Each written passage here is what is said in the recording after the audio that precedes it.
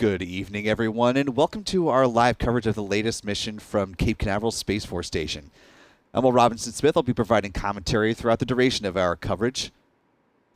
We are broadcasting this evening, as always, from the Spaceflight Now News Bureau here at NASA's Kennedy Space Center in not-so-sunny at the moment, Florida. Joined tonight by Stephen Young, who is running our graphics as well as the cameras out in the field. Adam Bernstein, who normally wears that hat, is going to be back in the future, but right now he's taking some well-earned time off. Right now you're taking a look at the center of your screen over at Space Launch Complex 40 at the Cape, otherwise known as Slick 40. SpaceX's Falcon 9 rocket standing at the ready with another batch of 22 Starlink satellites. Currently, SpaceX is targeting a T0 liftoff time of 7:52 p.m. Eastern. For our viewers around the world, that's 23:52 UTC. However, keeping an eye on the weather, that is what we and SpaceX are doing, taking a wider shot look from the press site here at NASA's Kennedy Space Center. See the press mural down in the bottom right-hand corner of your screen, the historic countdown clock there in the center.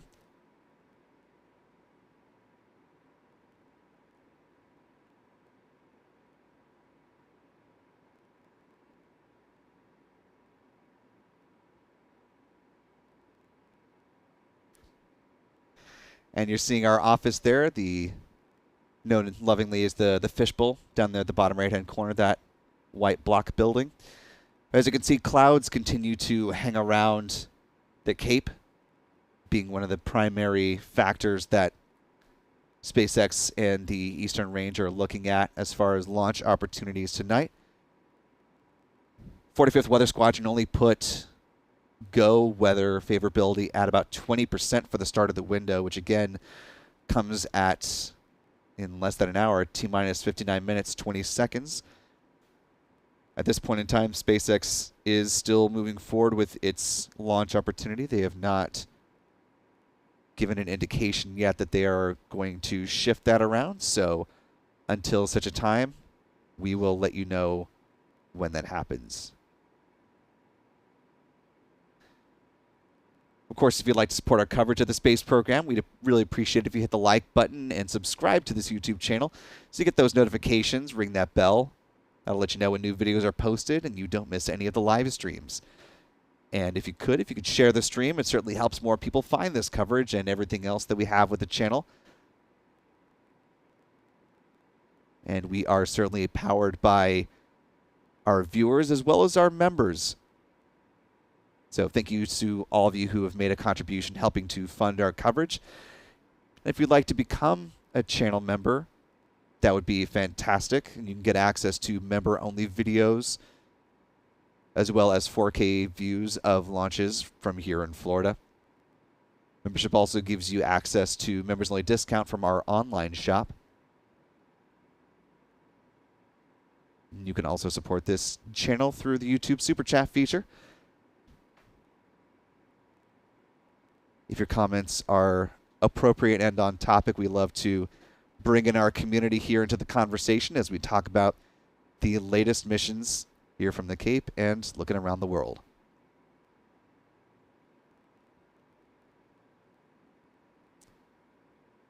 Currently at T-minus 57 minutes, 37 seconds. Assuming SpaceX continues on a track towards a launch at 7:52 p.m. Eastern. We're about 20 minutes or so away from the start of propellant load after the go, no-go poll is concluded.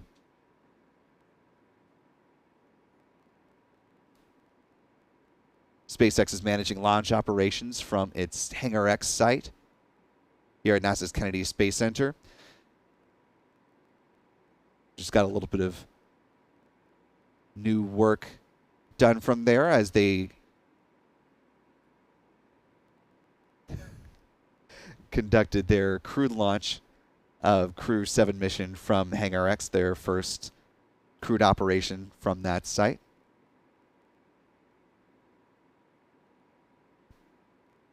SpaceX also has support for this launch in part from the control room at their headquarters in Hawthorne, California.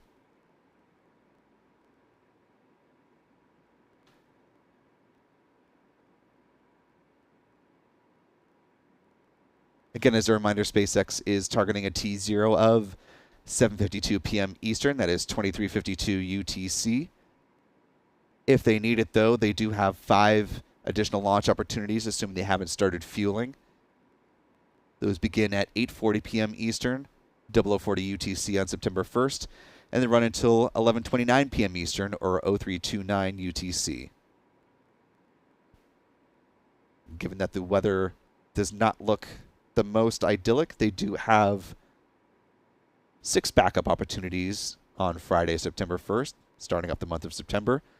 Those begin at 7:25 p.m. Eastern, 23:25 UTC, and last until 10:56 p.m. Eastern, or 0256 UTC on September 2nd.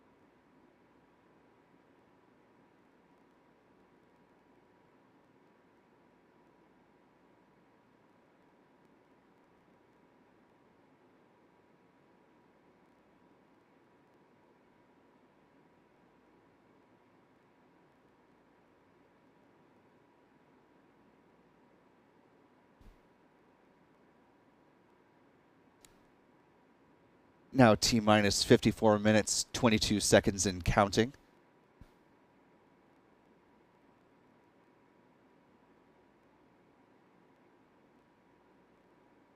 SpaceX and the area out here at the Cape was in a phase 2 lightning warning up till about 25 or so minutes ago, about 30 minutes ago at this point in time. They are clear of the phase 2 lightning warning, but there is still a phase 1 lightning watch out in the area. So again, even though Hurricane Idalia has come and gone from the Sunshine State, the clouds and remnants still remain, and that is still potentially a limiting factor to launch tonight, possibly to one tomorrow if they need to pivot to that backup time.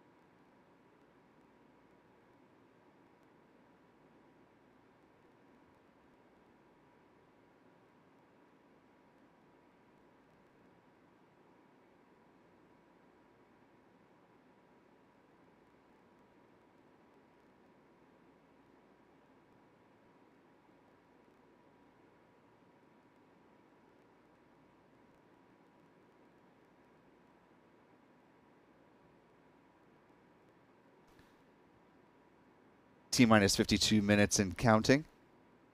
If SpaceX is able to launch this Falcon 9 tonight, this will mark their 60th orbital launch on the year so far, bringing them one shy of tying the record they set for all of calendar year 2022 before even the beginning of September. Of course, they almost reached that tie-breaking point today. However, the launch this morning from Vandenberg Space Force Base had to be scrubbed. They encountered an engine issue. and had to pivot away from launching a mission for the Space Development Agency over on the West Coast. SpaceX looking to make that mission happen as soon as tomorrow morning. They said they wanted to have more time to work through that engine issue, and so they are currently targeting Friday morning, 7:26 a.m. Pacific time, 10:26 a.m. Eastern time, 14:26 UTC, for that launch for the Space Development Agency. Of course, we'll keep an eye on that as well, let you know when that happens, but that would be if both the Starlink 613 mission launches tonight and that launches tomorrow morning, SpaceX will have matched its record-breaking year from 2022 of 61 orbital launches.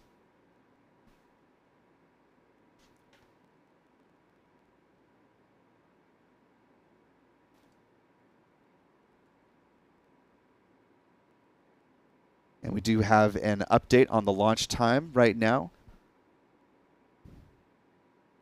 SpaceX has now pushed back the start of the mission to 8:40 p.m. Eastern, 0040 UTC on September 1st. We will be adjusting our countdown clock momentarily, so please stand by for that.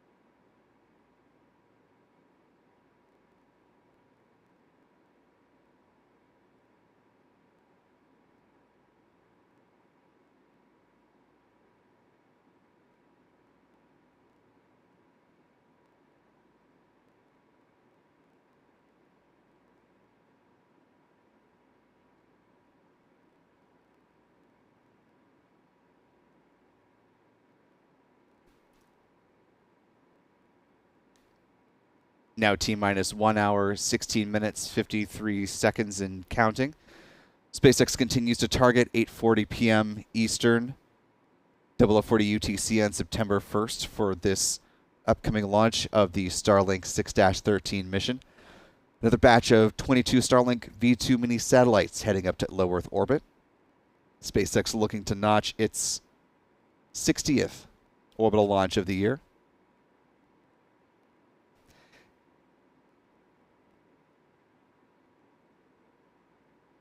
And while we are preparing for a vertical launch of the Falcon 9 rocket on your screen, we also do have another guest who's making a horizontal appearance.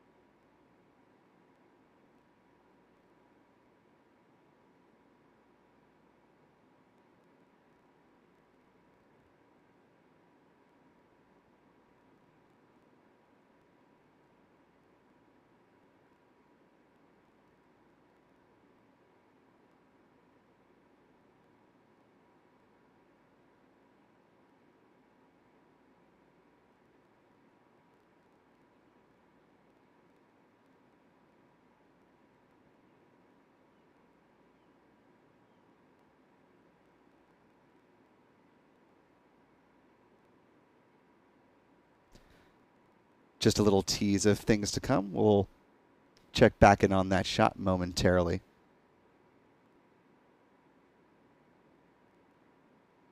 Again, for those who are just joining us, I'm Will Robinson Smith for Spaceflight Now, time locally 7:25 p.m. Eastern. SpaceX targeting a launch of its Starlink V2 mini satellites, mission 6-13. Want to go back to what we were looking at before as we are getting underway. We have Stephen Young, who is subbing in for Adam Bernstein this evening, bringing us not only views of the launch, but also this fellow right here. You're taking a look at a pair of payload fairings standing tall and winding their way here by the press site at NASA's Kennedy Space Center, headed over, we believe, to Launch Complex 39A, getting ready for another mission for SpaceX.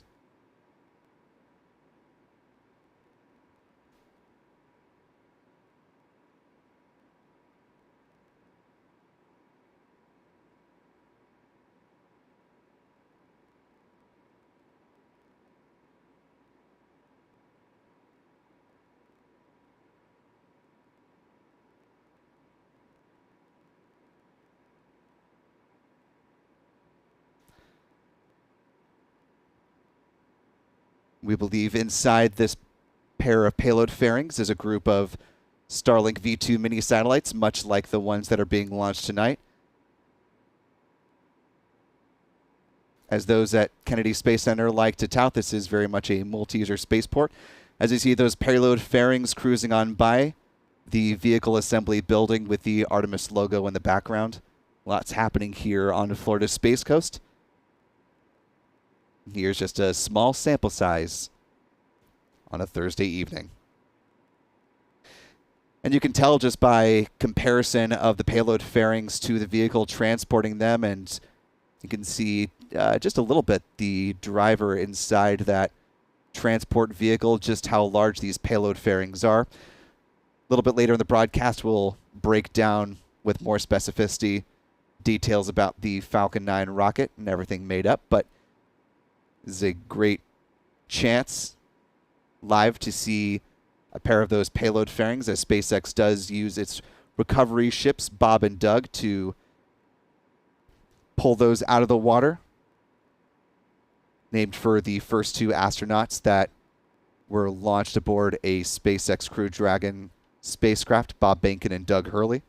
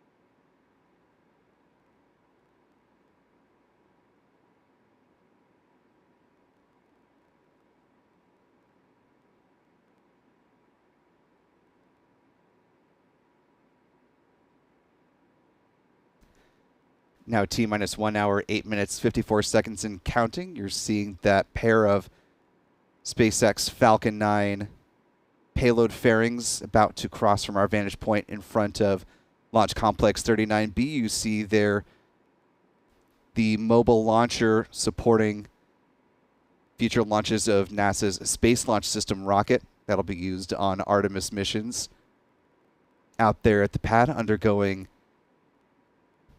testing after getting some upgrades over near the yard by the Vehicle Assembly Building, the VAB. Over the course of the next couple of months, NASA will be testing the emergency egress system, which, if need be, the astronauts for the Artemis 2 and future missions can use to quickly get away from the mobile launcher in the event of an emergency.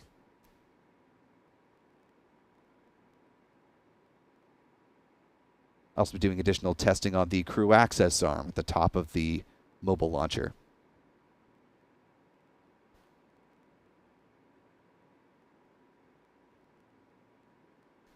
As for the future fate of these payload fairings, we believe they're currently transporting a batch of Starlink satellites over to Launch Complex 39A and will be used for a Starlink mission coming up in the near future.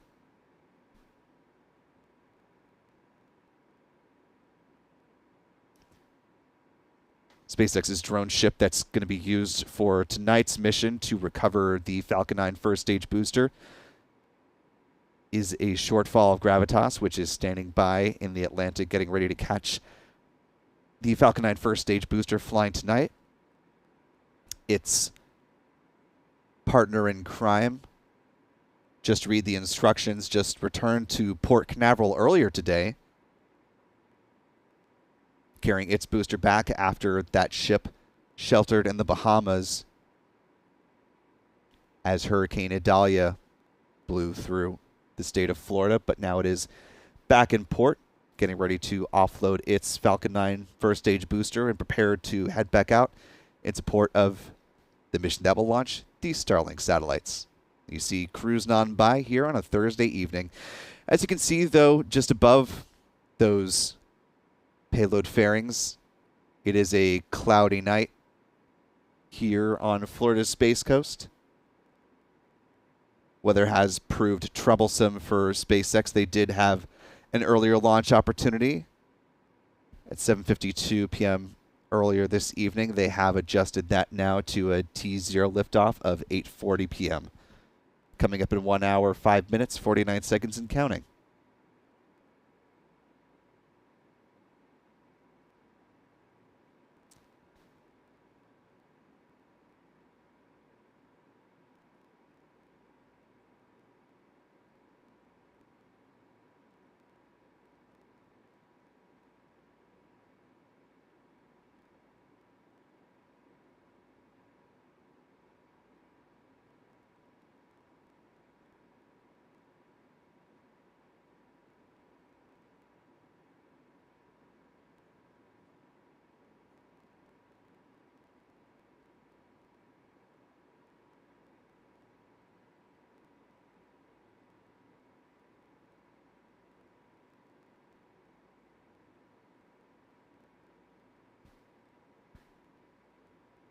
T-minus 1 hour, 4 minutes, 53 seconds and counting.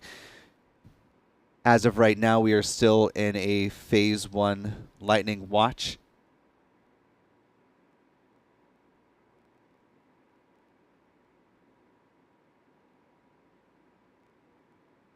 One of the limiting weather factors to SpaceX being able to launch the mission with the rocket that you see there on the right-hand side of your screen, that is Space Launch Complex 40 over at Cape Canaveral Space Force Station.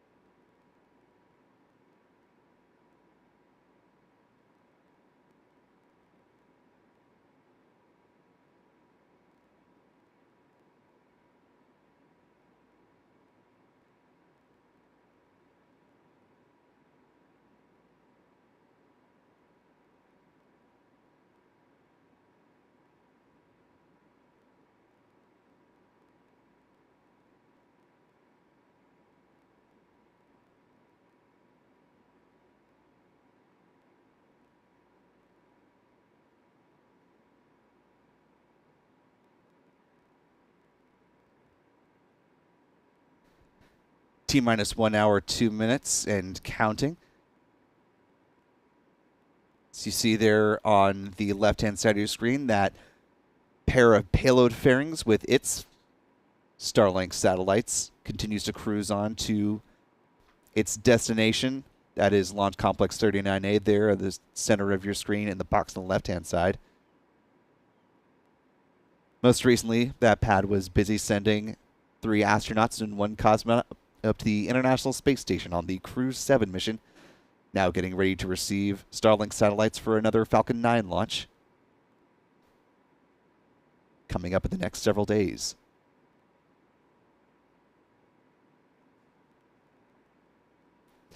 If you note on the right-hand side of your screen, the Falcon 9 that's going to be used for tonight's mission, the Starlink 6-13 launch, you see a crane that is behind the Falcon 9 and the transporter erector, or the strong back.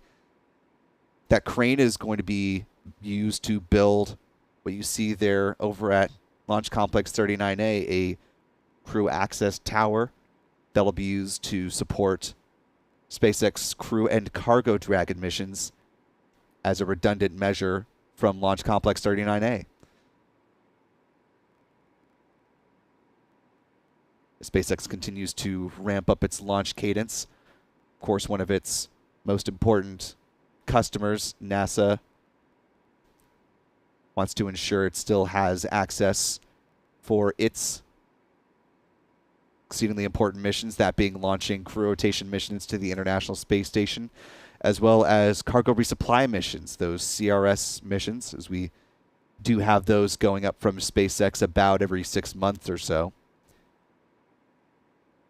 CRS 29 is targeting a launch later this year. SpaceX also launching Northrop Grumman's Cygnus spacecraft, which is also used for cargo resupply missions. Northrop Grumman was launching on its own Antares rocket, but that has now since been retired. Northrop Grumman working with company Firefly to create a new first stage for its rocket. It's not expected to debut until 2025, so for the time being, SpaceX will be launching the next few Cygnus missions on behalf of Northrop Grumman.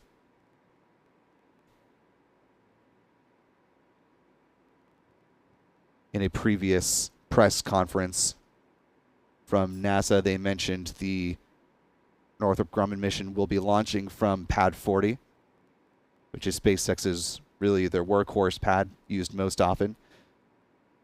That's coming up later this year. Late fall, early winter timeframe. Now T-minus 58 minutes, 51 seconds and counting. We're about 20 minutes away, assuming that SpaceX is, in fact, continuing to target a T0 liftoff time of 8:40. In 20 minutes, the results of the go, no-go poll for the start of propellant loading will be issued. At that point, we'll be just a few minutes away from the start of propellant loading on the Falcon 9 rocket, both the first and second stages for RP1, or rocket-grade kerosene, and the first stage for liquid oxygen.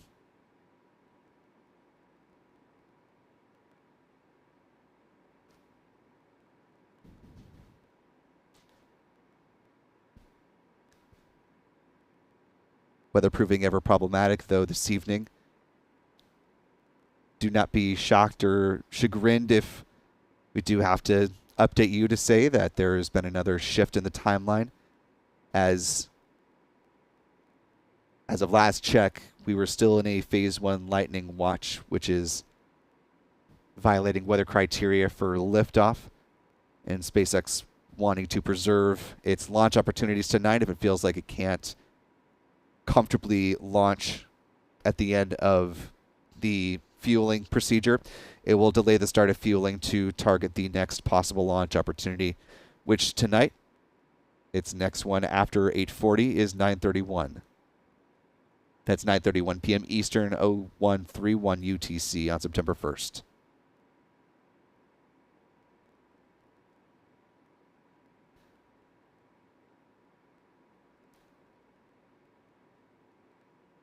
And as we do have now a little over 1,300 folks watching us live, go ahead and re-rack as we are now less than an hour away from the launch of the Starlink 6-13 mission as the time stands right now. I'm Will Robinson Smith for Spaceflight now, joining you from a overcast Space Coast here in Florida.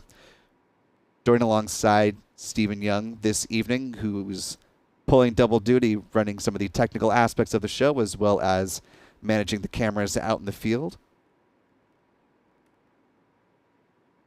Adam Bernstein is off this evening, taking some well-deserved downtime. But of course, space takes very few breaks, and so we are happy to be with you on a Thursday evening, hopefully getting to see a launch later on tonight.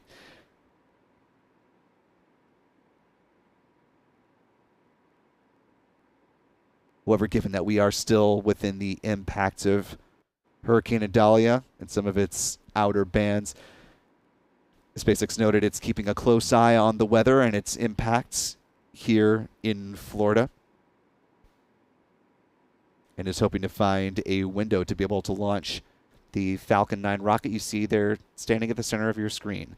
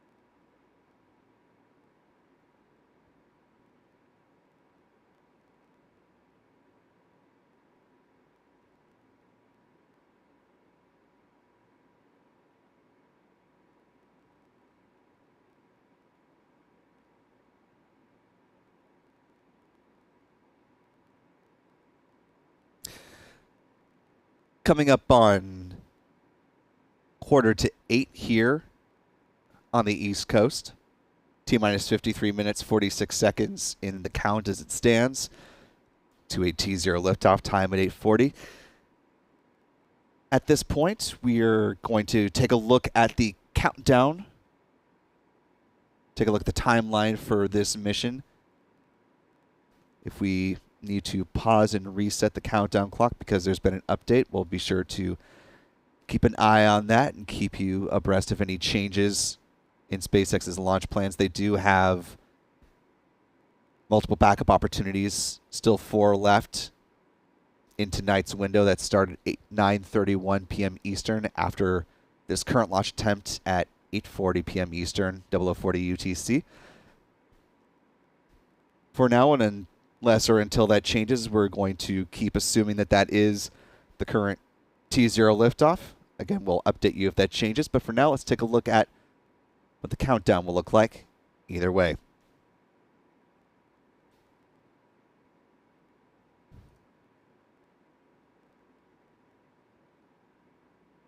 Coming up in less than 20 minutes will be T-minus 38 minutes, at the point which the launch director will verify the go for propellant load. That's assuming the weather is in such a place that SpaceX is able to move forward with fueling, but assuming that we get to that point, then at T-minus 35 minutes, RP1 or rocket-grade kerosene will start being loaded on both the first and second stages. Liquid oxygen will also start being pumped aboard the first stage. At T minus 16 minutes, liquid oxygen will start flowing onto that second stage, but before that happens, we will see a nice visual cue, the so-called big vent coming from the strong back, the launch pad, as the feed lines are chilled. Pausing to take a peek at the weather, we are still in a Phase 1 lightning watch, violating weather criteria for liftoff. As we are inside of an hour, of course, we're continuing to keep an eye on SpaceX and see if they make another shift in their T0 time. So if you happen to see the change before we do in the live chat, feel free to pop that in. We will also be keeping eyes and ears open here at our office at NASA's Kennedy Space Center.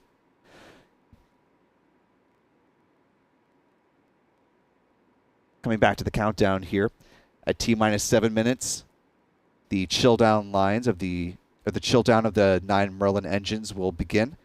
It involves flowing a small amount of liquid oxygen through the plumbing and the turbo pumps.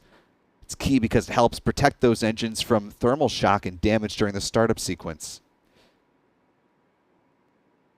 And about a minute later, at T minus 6 minutes, give or take, the first stage kerosene tank should be full. Then at T minus 4 minutes, 30 seconds, we'll see the strong back begin to retract after the clamp arms have opened. Take a look at the Falcon 9 there on the right-hand side of your screen. The transporter erector, the gray structure to the right of the rocket.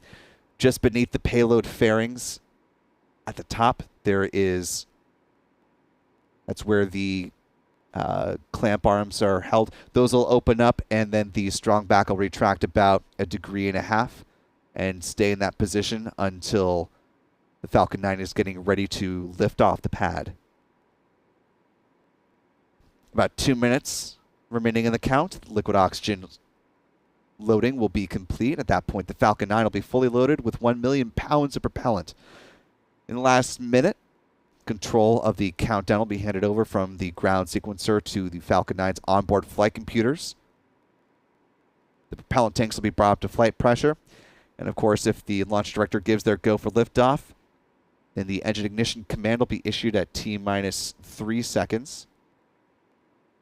And if everything is on course, all 9 engines are healthy and they ignite, the flight computer will give the command for the hold down clamps to release the Falcon 9 for T0 liftoff. Currently targeting 8:40 at this point in the evening.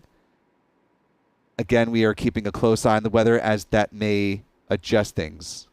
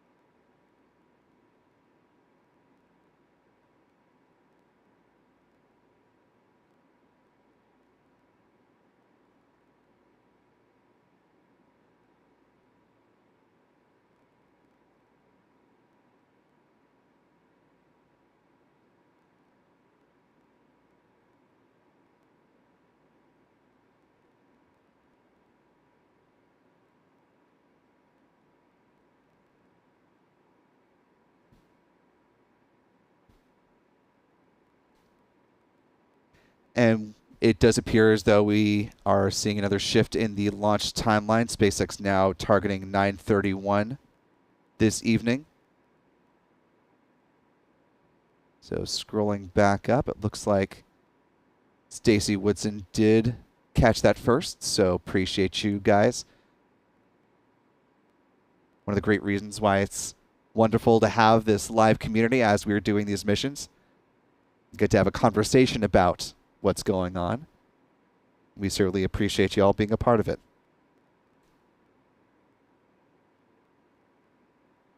Give us a moment. We'll adjust our countdown clock to the new T0 time. So bear with us as we make those changes.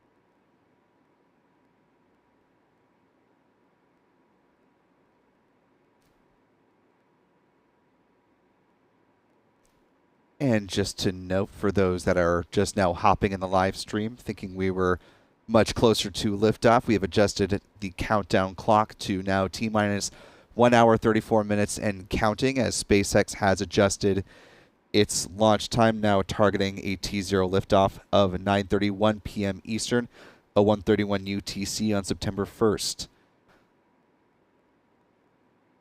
Because SpaceX has not begun the fueling procedure, they do have the flexibility to keep pivoting to their additional backup opportunities left in the window. At this point in time, if they do need them beyond what they have now, there are 3 additional launch opportunities that start at 10:21 p.m. Eastern, 0221 UTC, lasting until 11:29 p.m. Eastern, 0329 UTC, September 1st.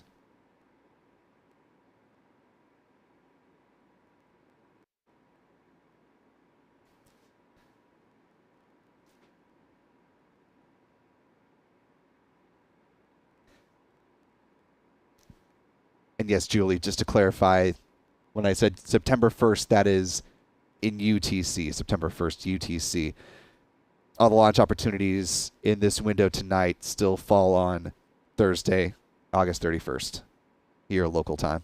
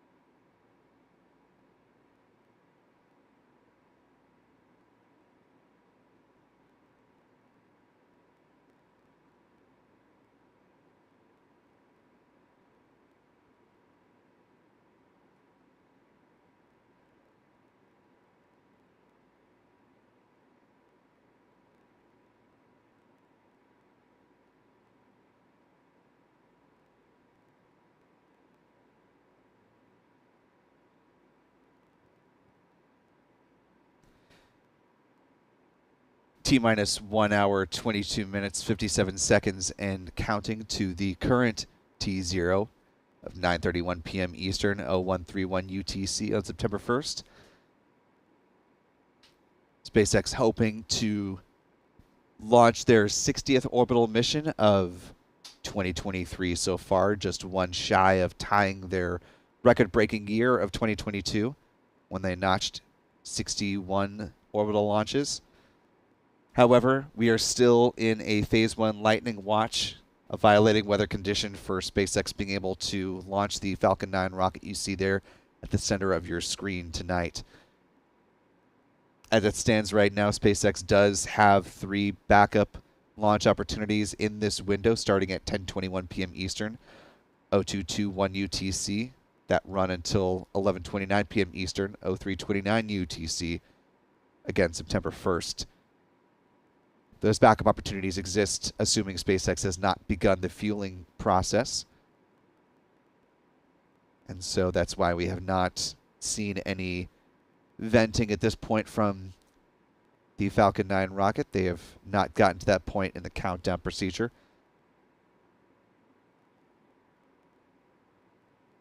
As we discussed with the launch timeline, once we get to the point of T-minus 38 minutes, that'll be when the launch team gives the result of the go, no go poll and gives the go-ahead for the start of propellant loading. So that's when we know that SpaceX has committed to a launch opportunity.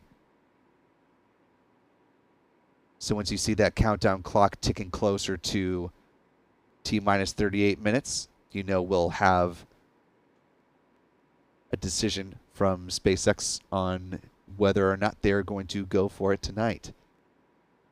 They do have 6 backup opportunities tomorrow, Friday, September 1st, lasting from 7:25 p.m. Eastern until 10:56 p.m. Eastern. But here's hoping they are able to find a window and punch through tonight. As we noted about 7 or 8 minutes or so ago, take a look just to the left of the Falcon 9 there on your screen. You notice there is a yellow crane there at Space Launch Complex 40 over at Cape Canaveral Space Force Station. Not there for no reason. SpaceX is in the process of building a crew and cargo access tower to create some redundancy between Launch Complex 39A over at NASA's Kennedy Space Center, which is currently the only location where SpaceX and NASA can launch its crew and cargo missions to the International Space Station. Of course, we just saw the launch of the Crew 7 mission up to the orbiting outpost. Those astronauts and cosmonaut getting settled in. They are now part of Expedition 69, will soon become a part of Expedition 70, with the turnover of crew on the Russian side of the space station. After the launch of the Crew 7 mission, there was a post-launch press conference with NASA and SpaceX leadership, as well as some of the partner agencies on that mission. Both the European and Japanese space agencies, ESA and JAXA respectively, were also there at the press conference. But at that point, we were able to ask some questions about the mission, about the launch, about some future operations. Question I posed to SpaceX's Benji Reed as well as NASA's Steve Stitch was in regard to what we're seeing here right now, Pad 40, and the latest on that crew cargo access tower. Here's a little bit of the conversation from that press conference and their responses on the latest on that tower's operations. Great, thank you. It's a great question. Just the context, of course, is that we're working on adding the capability to fly Dragon missions from Pad 40. That's bringing it back to Pad 40, right? Because that's where we started from, which is pretty cool. That, we're looking at bringing that capability online, towards the end of this year, early next year is where I think we're aiming for. The bottom line, though, is that it'll always be a great backup option and sort of a relief valve, if you will, from a manifest viewpoint. So if for whatever reason, we need to manage a priority Dragon mission, and we've got a conflict on pad 39A, or for whatever the reason we're not able to fly out of 39A, then we could use pad 40. As you probably notice on our manifest, pad 40 is a real workhorse pad. That's where a ton of our launches are going out of. So the ultimate goal would be to continue what we do.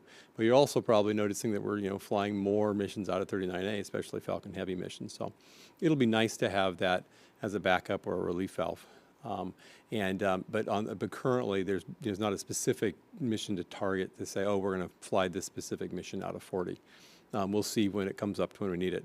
But we've been working closely with NASA and our internal teams to make sure we have that capability ready. And I would say from my perspective, I went over to the hangar earlier this week and got to see a lot of the segments for the tower. SpaceX has done an incredible job of getting those segments together. I think you'll start to see it look a little bit like a crewed tower pretty soon here toward the end of this calendar year.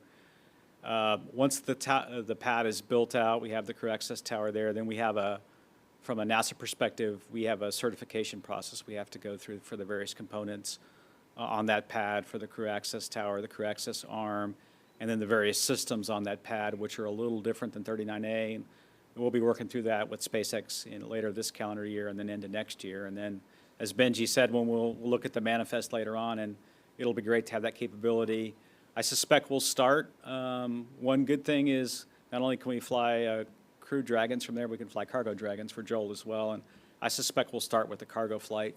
On the NASA side, we haven't really picked out which one that will be yet, but we'll start with the cargo flight, and then if we need to later on, do a crew flight.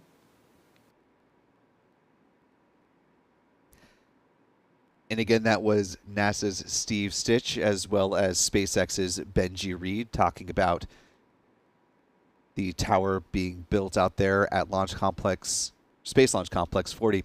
Some good news, taking a peek at the weather conditions. We are now clear of the lightning watch here at the Cape. That is certainly a positive sign and a good potential indicator that the current T0 target liftoff time of 9:31 may just stick, and they possibly have found a window to be able to launch this Falcon 9 rocket tonight. Now T-minus 1 hour, 15 minutes, 10 seconds and counting.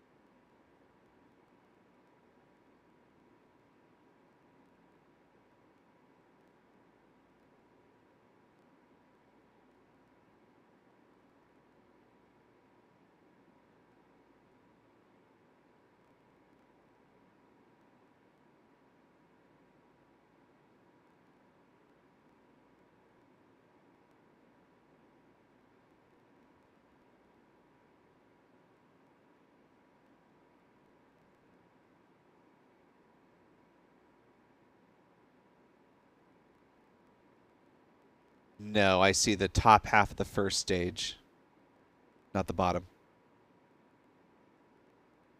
Ah, gotcha.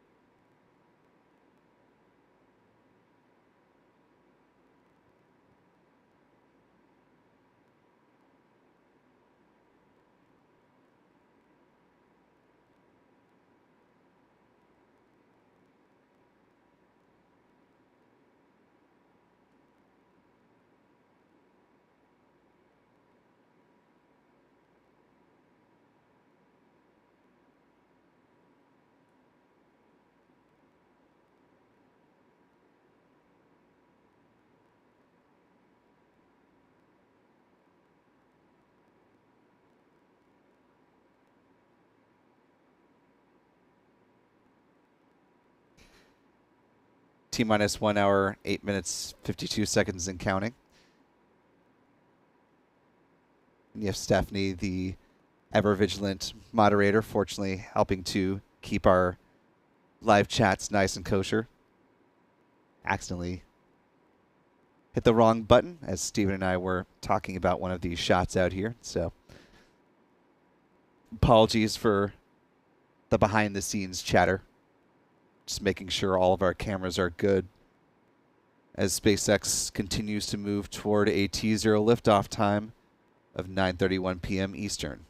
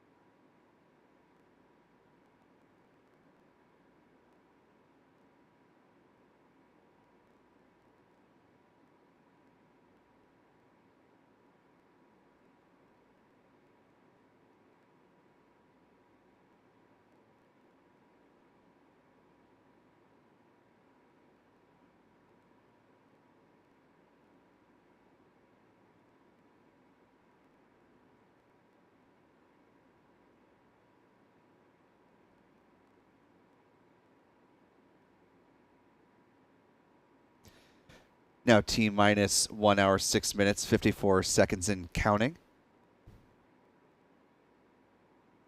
Have about 1,500 folks joining us live tonight. So for those who may be jumping in for the first time this evening, welcome to our live stream broadcast of the SpaceX Starlink 6-13 mission, launching from Cape Canaveral Space Force Station.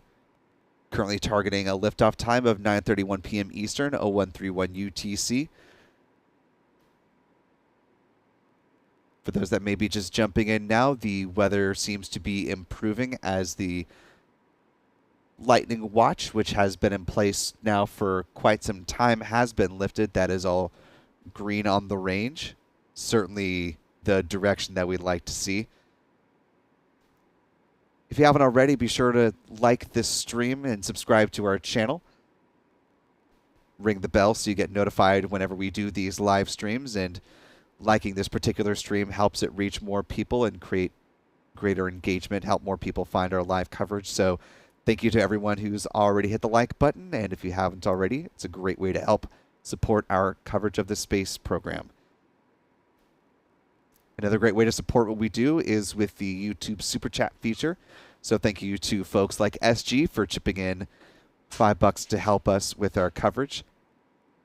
A couple of great hippo cartoons popping up out of the water. One of my favorite parts of Disney's Jungle Cruise, whenever we reach the hippos with the wiggling ears.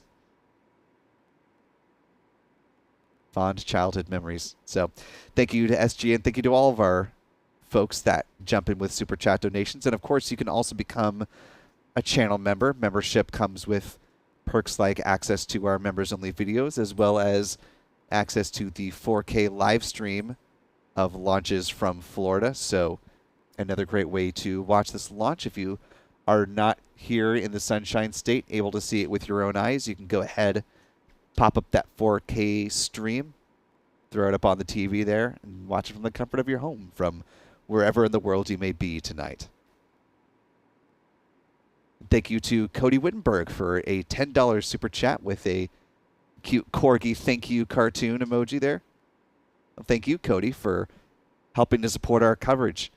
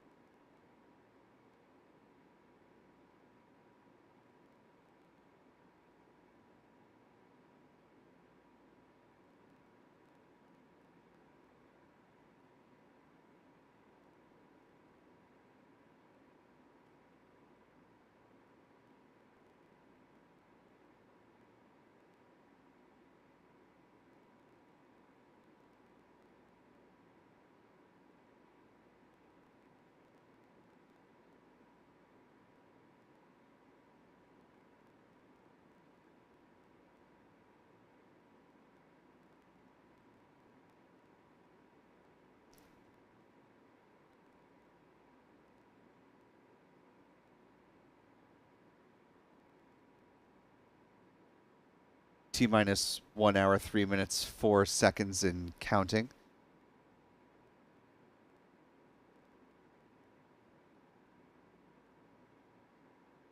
SpaceX appears to be, at least for the time being, sticking with that T0 liftoff, 9:31 p.m. Eastern.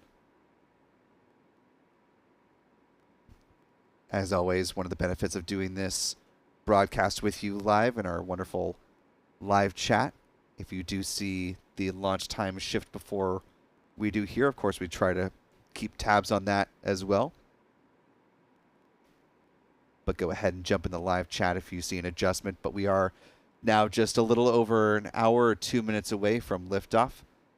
The lightning watch remains removed, so weather trending in a good direction for this launch tonight.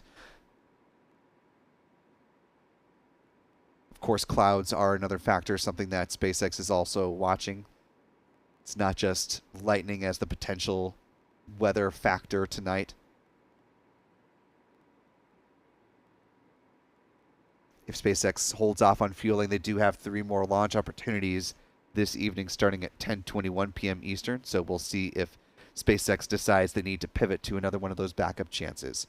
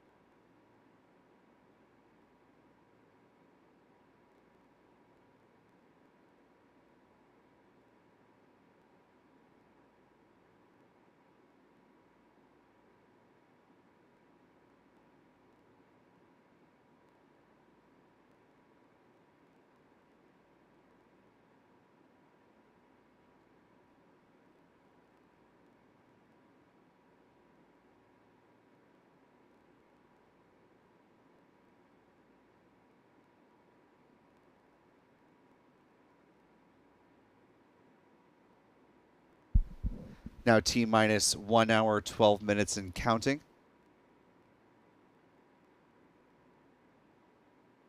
SpaceX continues to target 9:31 p.m. Eastern, 0131 UTC as the liftoff time for now.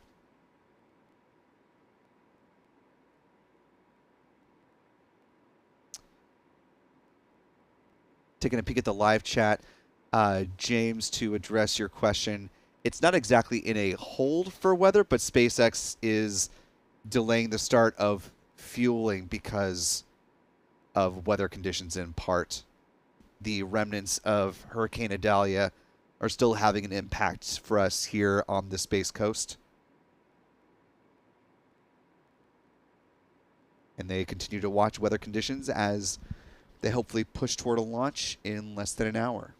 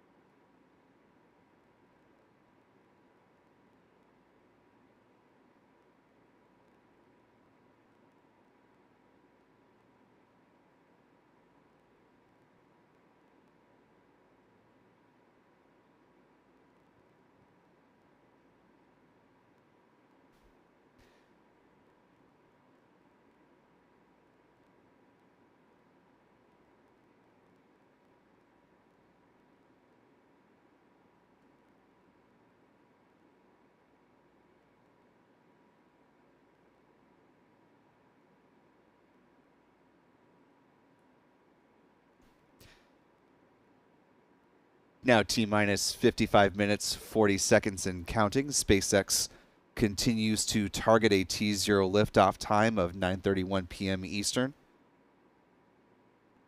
0131 UTC.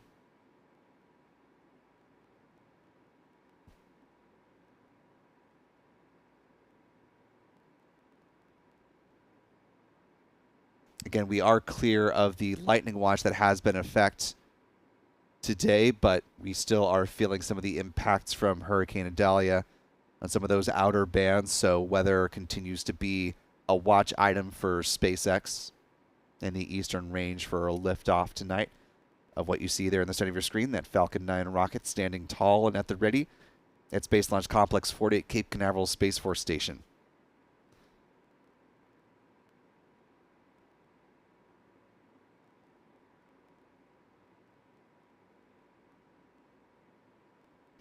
At this point, if SpaceX is in fact ready to move ahead with the fueling of the Falcon 9 rocket, in less than 20 minutes at T-minus 38 minutes, we will hear the results of the go, no-go poll for the start of propellant load.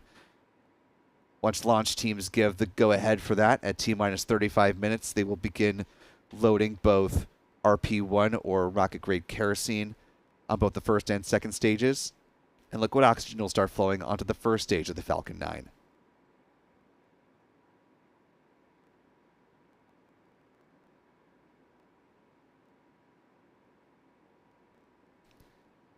That said, if SpaceX does not begin the start of fuel loading, they do have the opportunity to use some of their backup launch opportunities for this window. It does have 3 more tonight, starting at 10:21 p.m. Eastern, lasting until 11:29 tonight. If they're not able to make any of those work, they do have 6 backup opportunities for launch tomorrow, which is from local time, Friday, September 1st. Launch opportunities tomorrow start at 7:25 p.m. Eastern, lasting until 10:56 p.m. Eastern.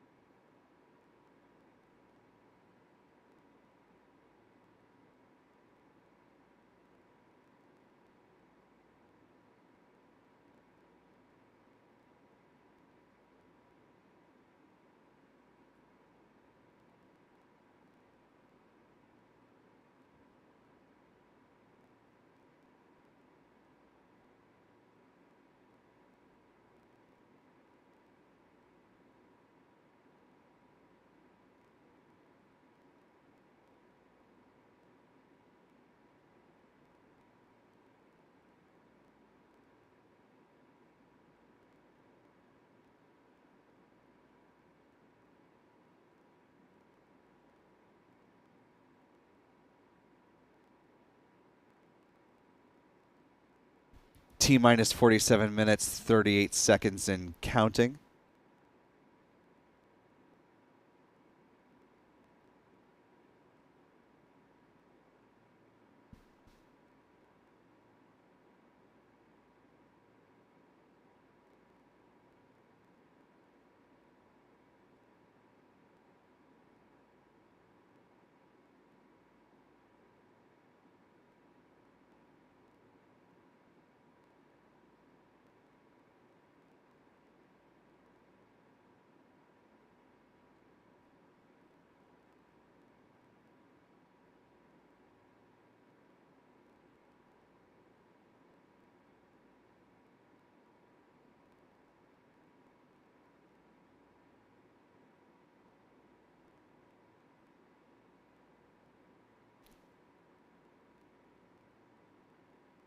T minus 46 minutes, 39 seconds and counting.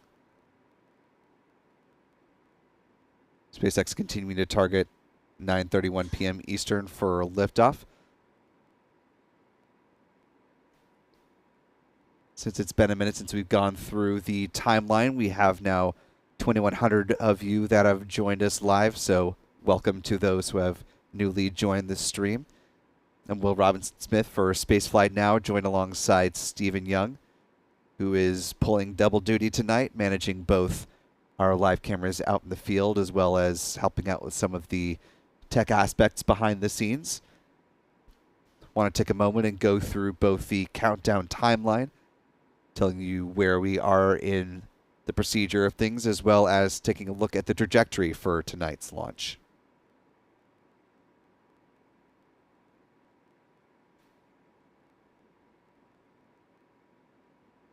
So right now we're at T minus 45 minutes, 37 seconds and counting. Coming up in less than 10 minutes at T minus 38 minutes, we should hear the results of the go, no go poll for the start of propellant load. If everything is where SpaceX wants to see it, both on the health of the rocket as well as the weather, then at T minus 35 minutes, they will begin loading RP1, that rocket-grade kerosene, onto both the first and second stages of the Falcon 9 rocket. At the same time, liquid oxygen will also start flowing aboard the first stage. Then at T minus 16 minutes, liquid oxygen will start flowing onto the second stage of the Falcon 9. Before that, though, the so-called big vent occurs. Good visual indication of the progress of fueling as we see venting from the strong back. Note that the feed lines are currently being chilled. At T minus 7 minutes, chill down of the 9 Merlin engines at the bottom of the Falcon 9 rocket will be underway. It involves a small amount of liquid oxygen going through the plumbing and the turbo pumps. It helps protect the engines from the risk of thermal shock and damage during the startup sequence. Then about 6 minutes before launch, the first stage kerosene tanks should be completely full.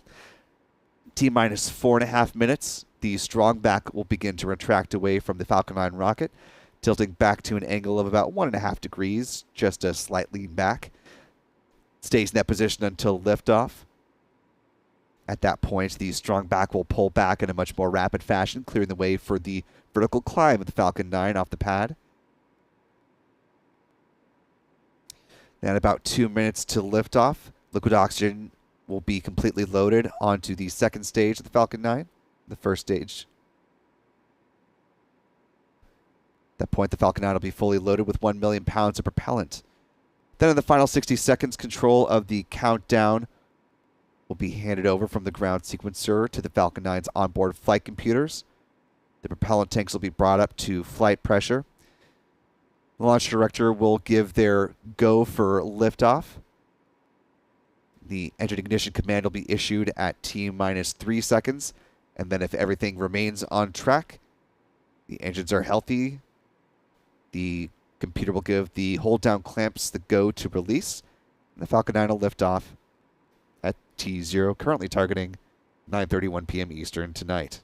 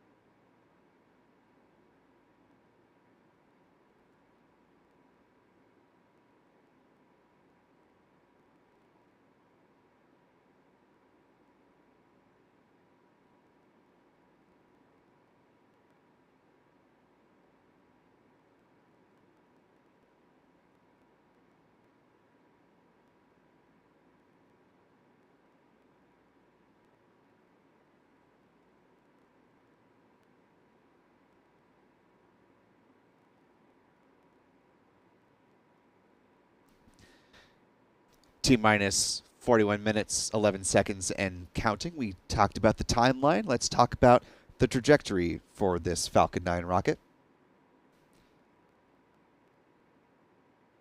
Right now you're taking a look at the pad there at Slick 40 at Cape Canaveral Space Force Station. Once the rocket launches tonight, you'll see it take off, again from pad 40 in a southeast direction. And tonight we'll see, after the first and second stage separates, the first stage will land on the Atlantic Ocean on the drone ship, a short fall of gravitas. Its partner drone ship just made its way back into port. Just read the instructions earlier today. It was sheltering in the Bahamas as Hurricane Idalia made its way through the Florida Peninsula up the East Coast, now back out into the Atlantic. So delaying that drone ship's return earlier. A little bit downrange from stage separation, the payload fairings will jettison and will be picked up by one of SpaceX's recovery vessels, also brought back to Port Canaveral, where they will be refurbished, turned around for future flights. If you happen to be with us earlier in our launch coverage, you saw another pair of payload fairings carrying their own SpaceX Starlink satellites, cruising on their way to Launch Complex 39A, getting ready for their own mission. That coming up in the next few days. And we are now T-minus 39 minutes, 23 seconds, and counting. Coming up in just over a minute from now, we should be hearing the result of the go-no-go poll for the start of propellant load.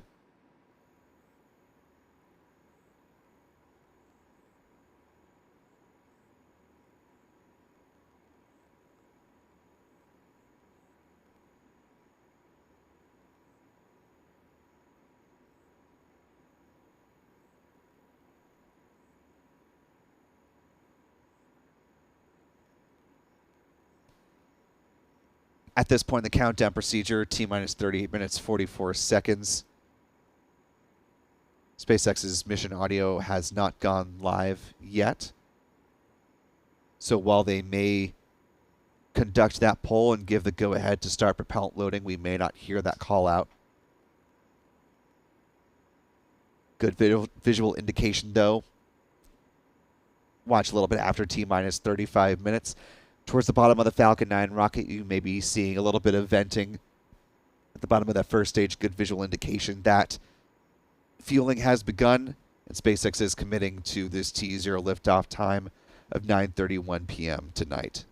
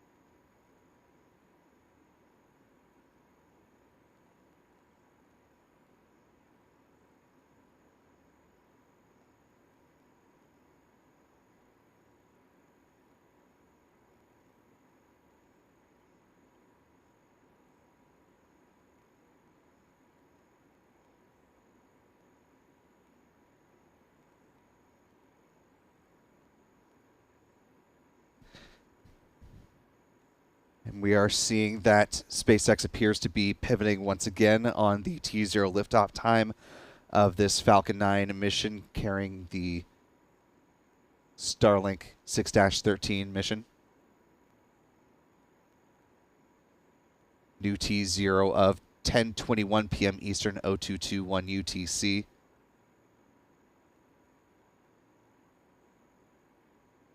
Again, because SpaceX has not started fueling, they are able to continue adjusting their T0 liftoff time. With this latest adjustment, that gives them 2 additional backup opportunities beyond this point in time.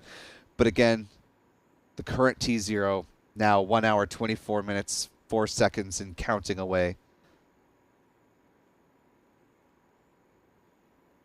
SpaceX continues to hope and wait that the weather provides an opening for a launch tonight.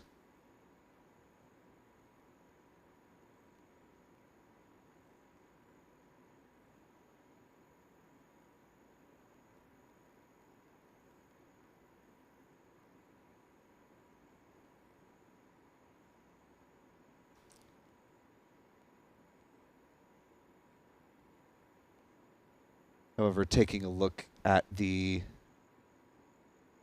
radar right now, it does appear as though there is a line of showers moving eastward toward the Cape tonight.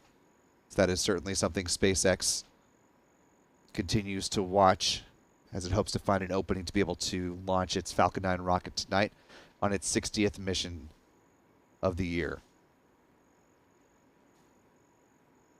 60th for SpaceX, that is, not 60 for this one rocket.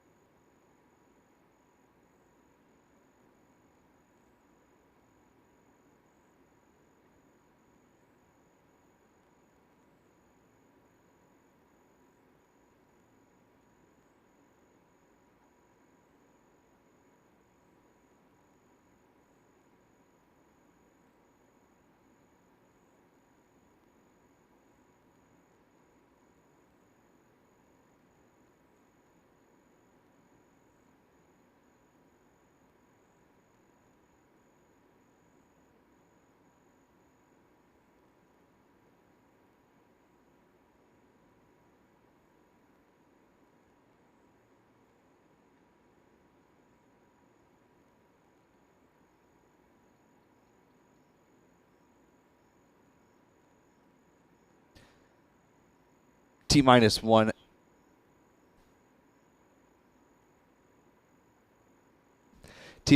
hour 19 minutes and 1 hour 19 seconds and counting. Don't mean to adjust the time until SpaceX does. Speaking of which, they are still currently targeting a T0 liftoff at 10:21 p.m. Eastern, 0221 UTC at present.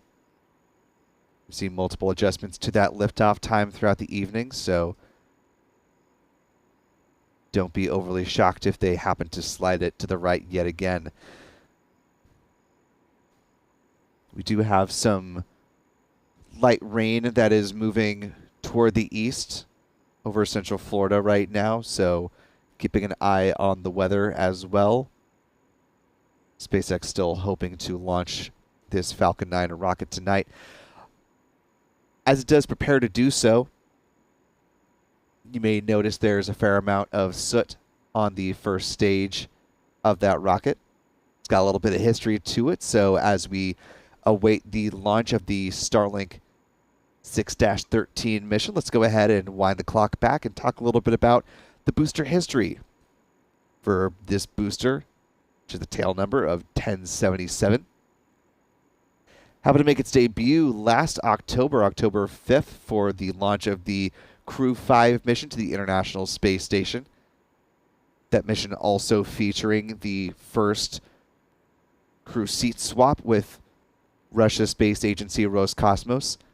Anna Kakina becoming the first cosmonaut to fly aboard a Crew Dragon spacecraft.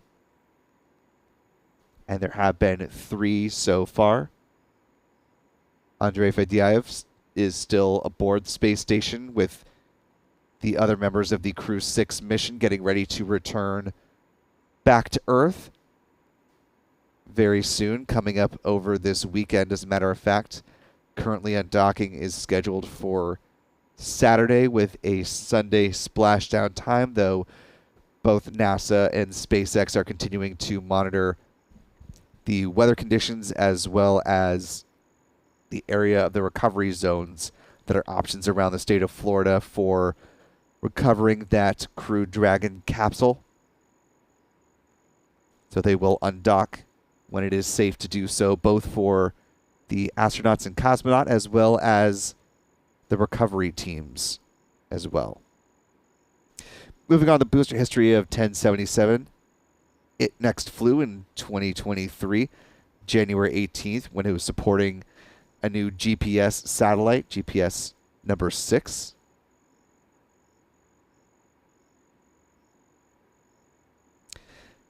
Its next mission was on February 18th, 2023 for the Inmarsat 6 Flight 2 mission. Followed that up with a launch similar to what we hope to see tonight, a batch of Starlink satellites. This happened to be Starlink Group 5-10 back on March 29th. It then flew another mission to the International Space Station, a cargo resupply mission, CRS-28, up to the orbiting outpost, launching on June 5th.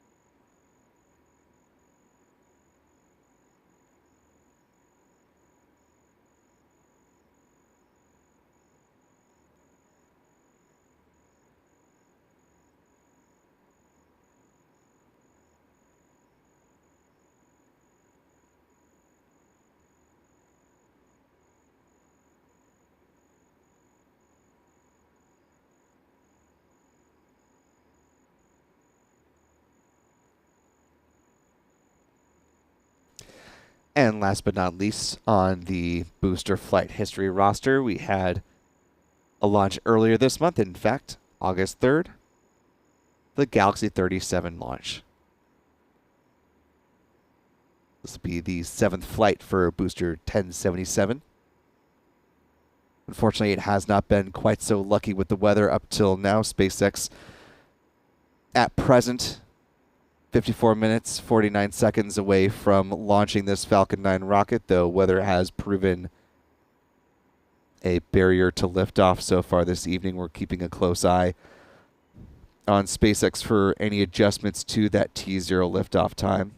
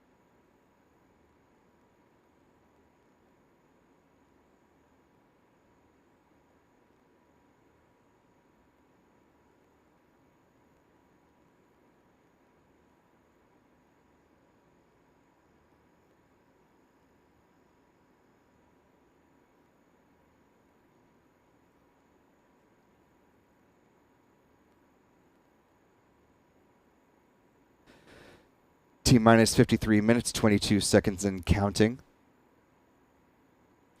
If SpaceX is in fact making a go for it with this launch attempt with a T0 of 10:21 p.m. Eastern, in less than 20 minutes, we should be hearing the result of the go-no-go poll for startup propellant load, coming up at T-minus 38 minutes, followed by the startup propellant loading, T-minus 35 minutes. At this point in time, the range is still green as far as lightning risk is concerned. Still have a good bit of cloud cover in the area, though. And a little bit of rain that, per the radar, is pushing its way on east.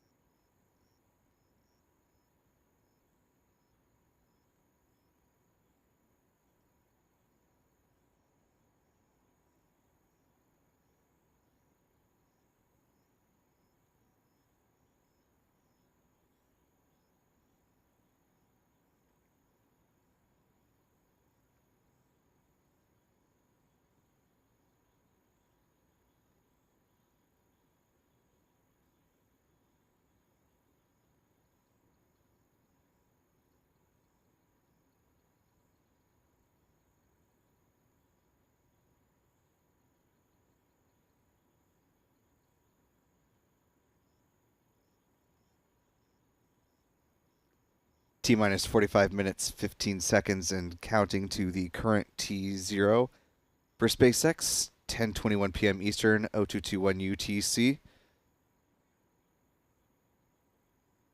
Repeating myself a little bit, but SpaceX keeps adjusting the T0, so it bears repeating each time we get up to this point because it does indicate whether we are moving forward or re-racking for another T0. We are less than 10 minutes away from the point at which the launch director will give the results of the go, no-go poll for the start of propellant load. Again, that event comes up at T-minus 38 minutes. 3 minutes later, T-minus 35 minutes, fueling begins on the Falcon 9 rocket if SpaceX is ready to launch the Falcon 9 rocket, if it believes it has found a hole in the otherwise less than ideal weather that we have out here on Florida's Space Coast this evening. Some of the remnants of Hurricane Idalia still being felt here on the Space Coast. In fact, Brevard County put out a red flag notice noting that the risk of rip currents out here along our coastline is going to be higher for the next few days. Just another effect from the hurricane that came through earlier this week. The worst of the storm is beyond us, but still having impacts on various parts of the Florida community. In particular, though, tonight it is stymieing SpaceX's attempt to launch its 60th mission of the year. Currently targeting a launch 43 minutes, 21 seconds from now. Again, if they are in a position in which they feel like they are able to launch.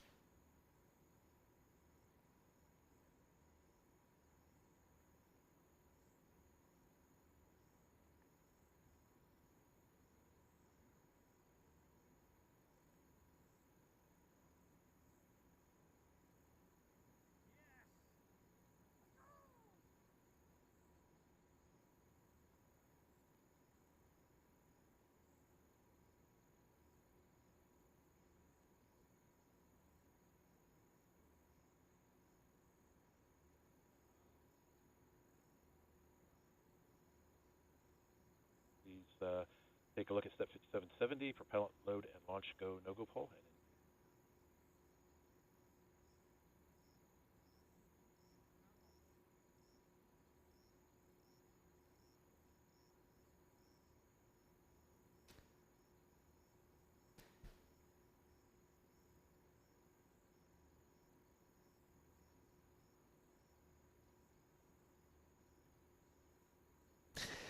T-minus 42 minutes, 3 seconds and counting. First bit of genuine good news that we've had in this procedure tonight, moving toward the launch of the Starlink 6-13 mission. Did hear from SpaceX Mission Control that they are continuing to target the launch time at present, 10:21 p.m. Eastern, 0221 UTC.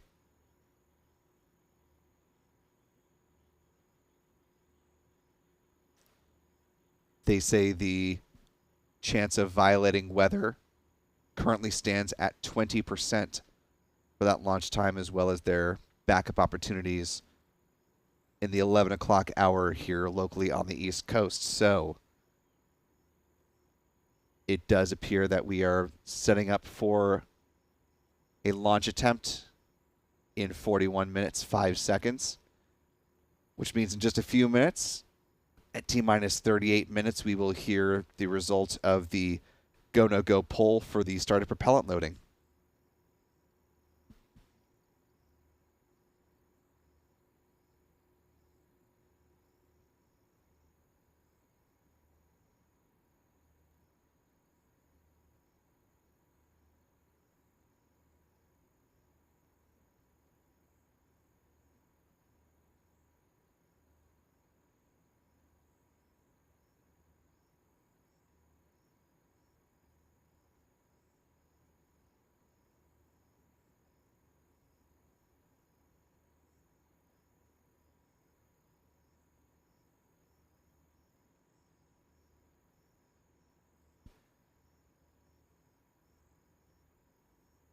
As we approach T-minus 40 minutes, 5 seconds, and counting. Got about 4,500 folks joining us live now for this evening's launch. So thank you to everyone who has recently joined.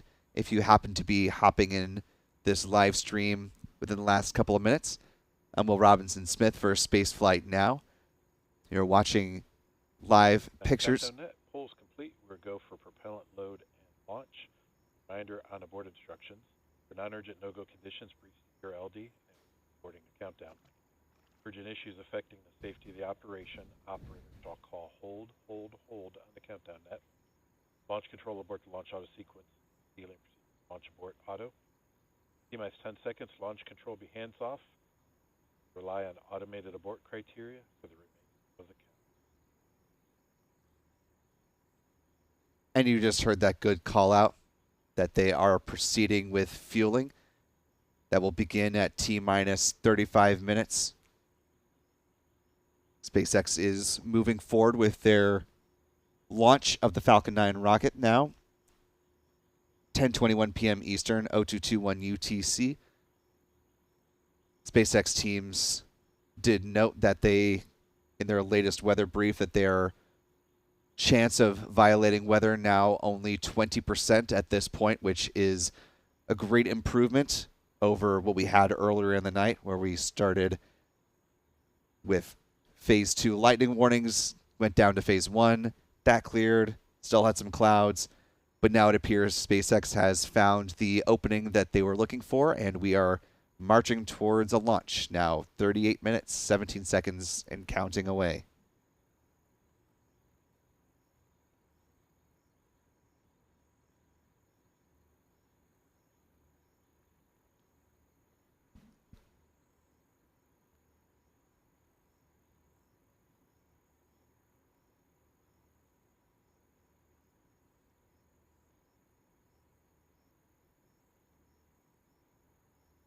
As we are coming up on some milestones, and we do have some new folks in. Bears repeating, but let's just briefly go over the launch countdown timeline for those who may not have been with us last time we reviewed some of the events that'll lead up to the liftoff of SpaceX's 60th mission, SpaceX's 60th orbital launch of the year. As we just heard, the go for the start of propellant load was just given by the launch director.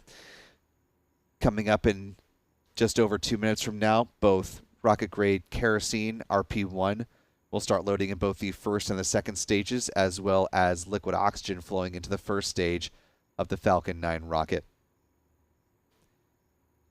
At T-minus 16 minutes, liquid oxygen will also start flowing into the second stage. Before that, we'll see good visual indication of things Vehicle moving along. tanks are venting for the start of propellant load. And you hear that call out for venting for the start of propellant load.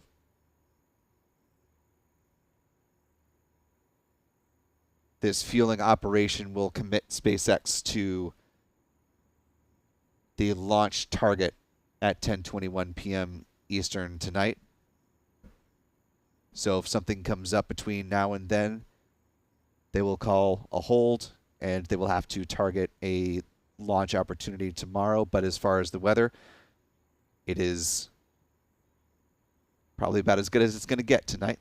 So hopefully all continues to go smoothly for SpaceX.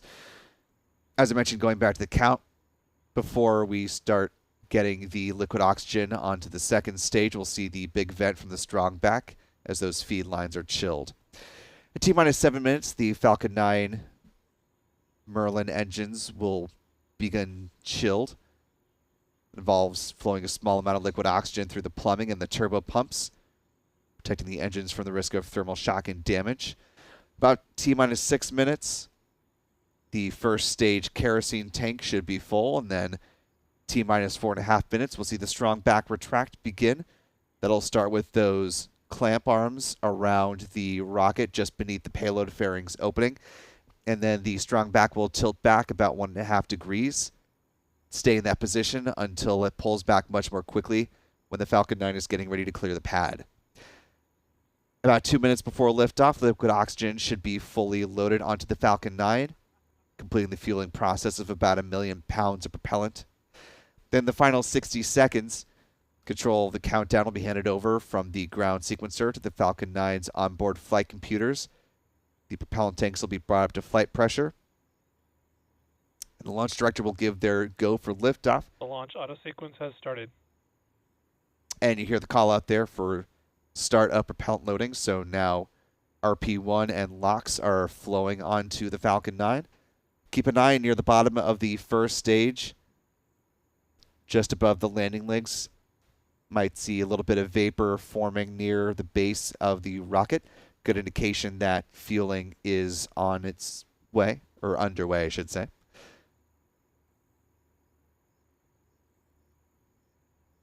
Rounding out the launch countdown timeline. T-minus 3 seconds. The launch director will give their go for liftoff. Anti-ignition command will be issued. And then if everything is healthy and good to go, the flight computer will command the hold down clamps to release the Falcon 9, and we will have a liftoff at T0 currently. And for the last time this evening, be at 10:21 p.m. Eastern Time, 0221 UTC.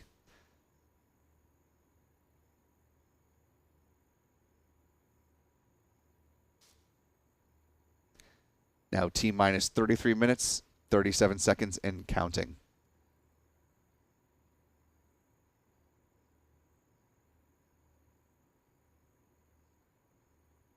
And of course, we rely on our subscribers and viewers and supporters to help keep our coverage going of the space program. And so we want to give a big thank you to those who help support us, not only by being here with us live and clicking that live button, sharing the stream, which is a big help to help more people find this coverage. Now have about a little more than 2,700 of you joining us live. I want to particularly recognize those that also help by donating via the Super Chat feature. Folks like Roseanne DeVasto chipping in with a $20 Super Chat, saying thank you for embracing the science. Well, thank you, Roseanne, for spending part of your Thursday evening with us and enjoying a little bit of rocket science and hopefully a good rocket launch. This is the 60th mission for SpaceX, 60th orbital launch on the year. One shy of hitting their record-breaking 2022 launch total of 61 launches. SpaceX also has a mission that was supposed to launch this morning from Vandenberg Space Force Base. Potentially moving forward with that as soon as tomorrow morning.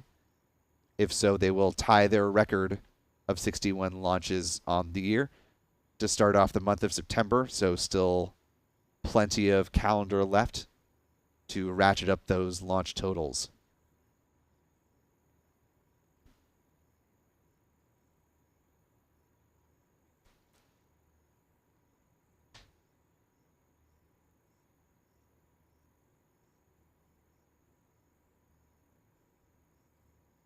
Now T-minus 31 minutes, 35 seconds and counting. You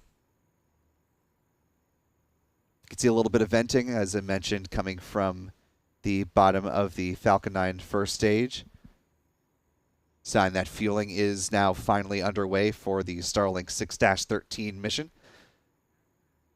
Again, now that they have started the fueling process, they are committed to that T0 liftoff time tonight. So if for whatever reason they do need to call a hold, they will have to stand down from any backup launch attempts tonight and look toward tomorrow. But as of now, as we approach 30 minutes left in the count, things appear to be proceeding nominally, and the weather is finally cooperating. T-minus 30 minutes, 46 seconds and counting.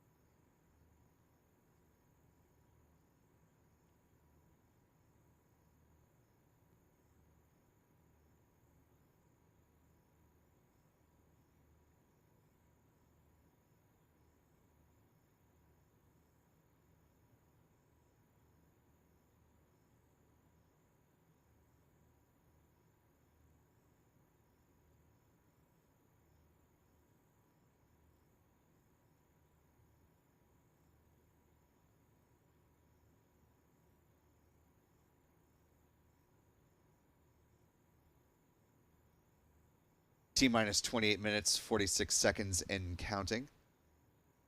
We've talked about the timeline and the trajectory earlier in the count. Let's talk a little bit about the rocket itself now.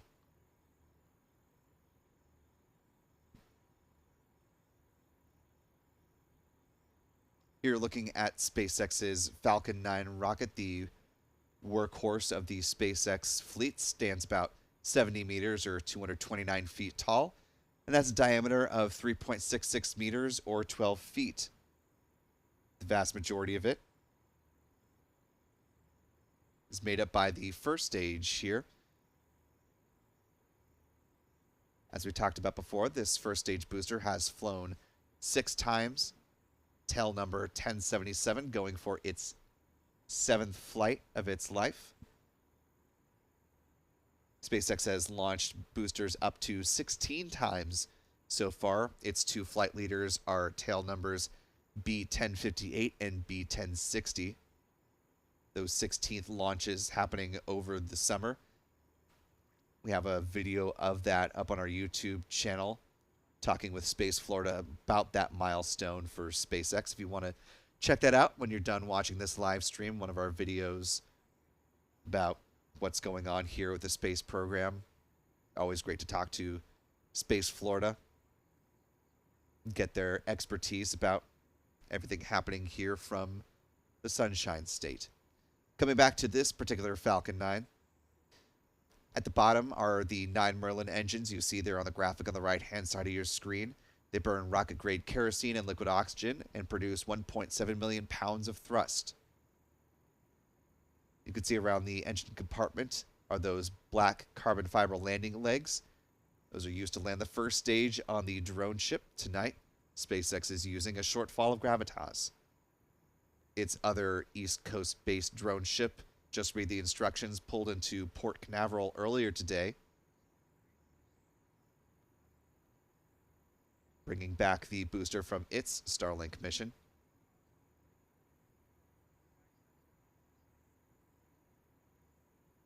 Moving on up the rocket, we have the inner stage.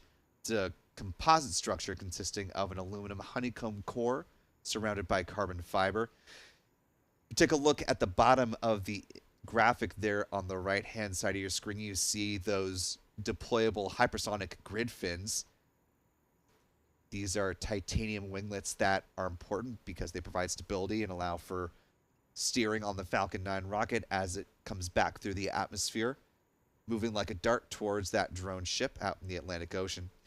At the top of the inner stage are 3 mechanical latches that attach to the second stage. At first stage main engine cutoff, or MECO, high-pressure helium is used to release those latches, and 4 pneumatic pushers allow for a clean separation. Also inside the inner stage is the second stage engine nozzle, and it's housed there until the interstage adapter separates along with the first stage during stage separation.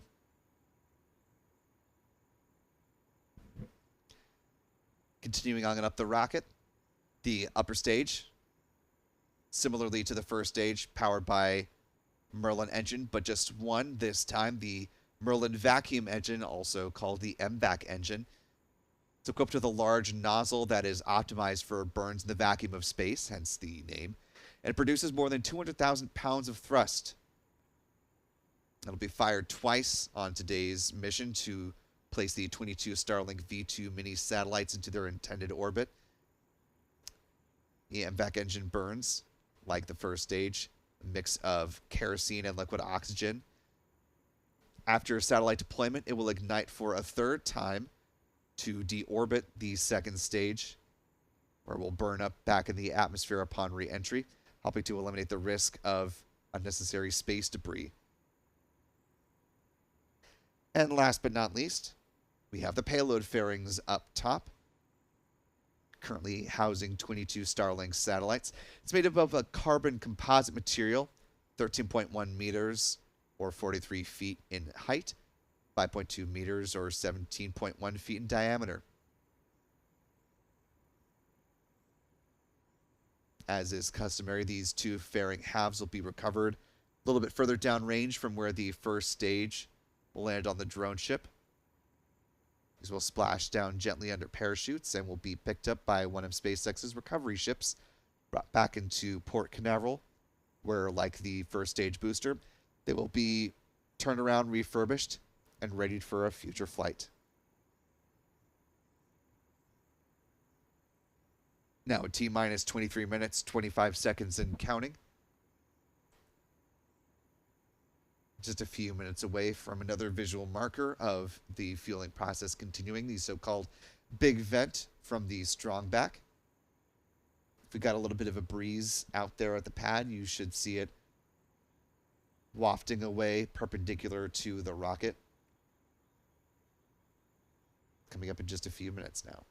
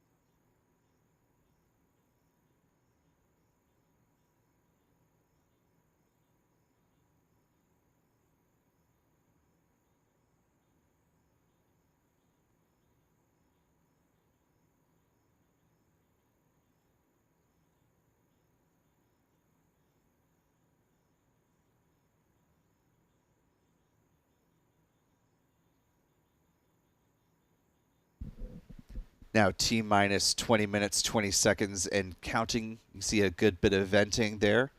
And the start of the big vent there from the strong back.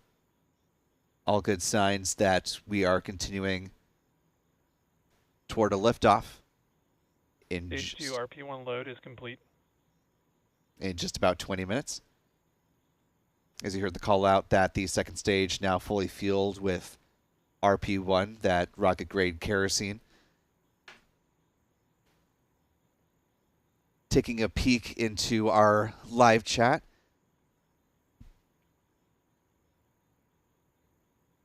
Want to thank Bob Pacheco for your $5 super chat donation. Says, keep up the good work. We need this site in the age of utter absurdity. Well, there certainly are some absurd things in these times, but, you know, that's humanity for you. So thank you, Bob, for the kind words and for the kind donation. And also want to note, Mike Williams becoming a channel member at the pad leader level. Thank you, Mike, for joining our channel and supporting us at that level. Really appreciate all of our channel members as well as those who are able to chip in with a super chat donation. And again, if your comment is appropriate to be read on the live stream, love to bring more folks into the conversation as we get closer to launch every time we've got one of these missions going up. And while we certainly do appreciate all of those who are able to become channel members, as well as those who support us with YouTube Super Chat donations, your presence is also a big part of propelling our coverage of the space program, and you can help support that by just simply hitting the like button, sharing the stream. Both big helps in helping more people to reach helping this channel reach more people and find our coverage.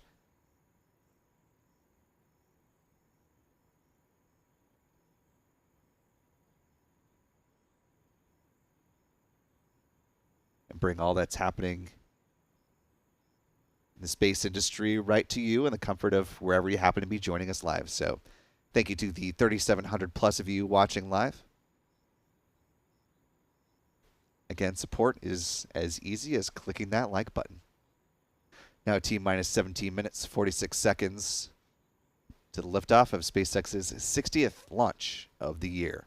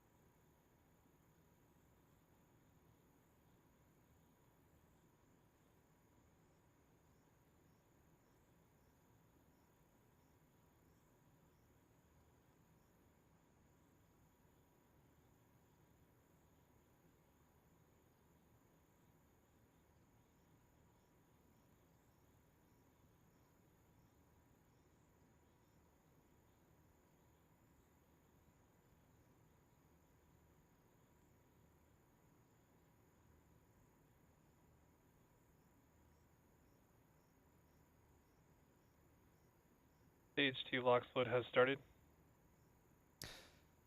T-minus 16 minutes, 16 seconds and counting.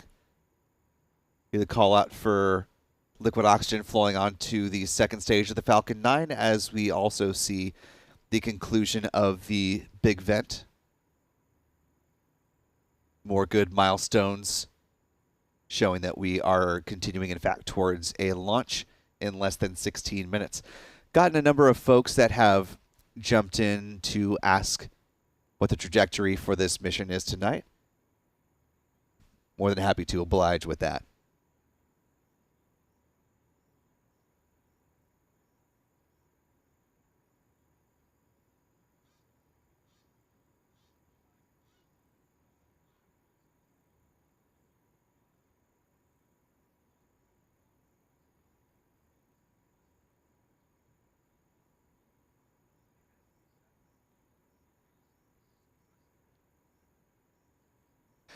T-minus 15 minutes, 15 seconds and counting. Taking a look at the trajectory for tonight's mission, Starlink 6-13. Of course, this launch will lift off from Slick 40, that is Space Launch Complex 40 over at Cape Canaveral Space Force Station. After it leaves the pad, it will head in a southeasterly trajectory, heading down towards the drone ship, a short fall of gravitas.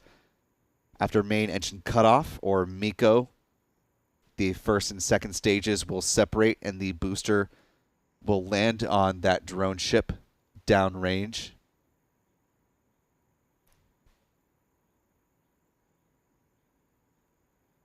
That landing happening at T+8 minutes, 26 seconds into the mission.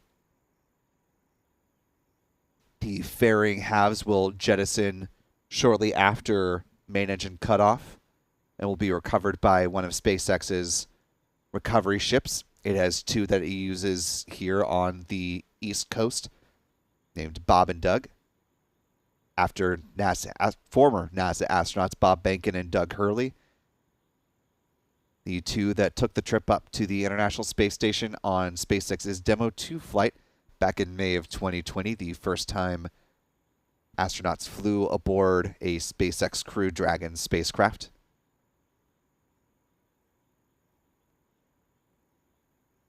T-minus 13 minutes, 40 seconds and counting.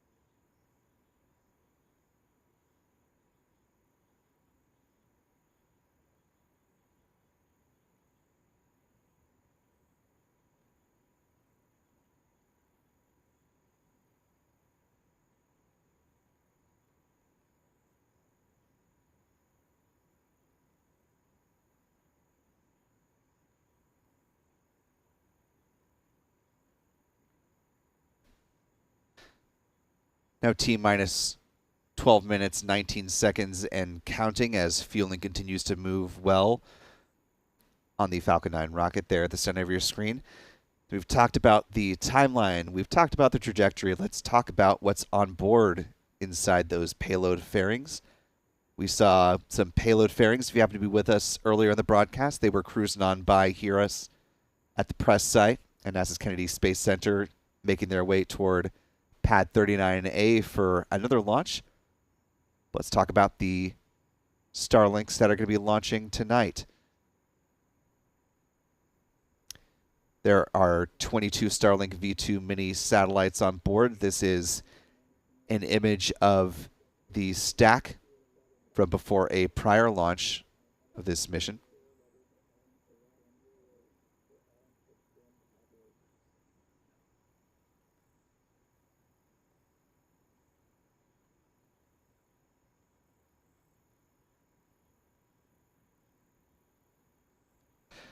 This will be the 15th dedicated launch of the Starlink V2 mini satellites, each of them coming in at about 1,760 pounds, or roughly 800 kilograms. Once their solar panels are unfurled, they have a width of about 100 feet or 30 meters. They use their Argon Hall thrusters for in-orbit maneuvers, and they were built in Redmond, Washington, not too far away from Seattle.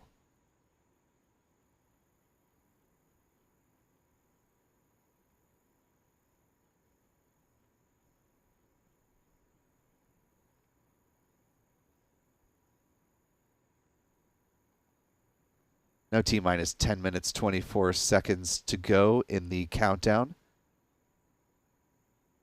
Coming up in about 3 minutes, we are called out for the start of chill down for the 9 Merlin engines at the bottom of the Falcon 9 first stage.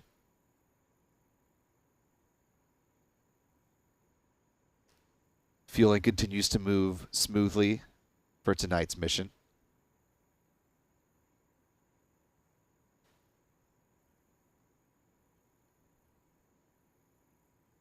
So at this point, all signs continue to point to a liftoff at 10:21 p.m. Eastern. 0221 UTC.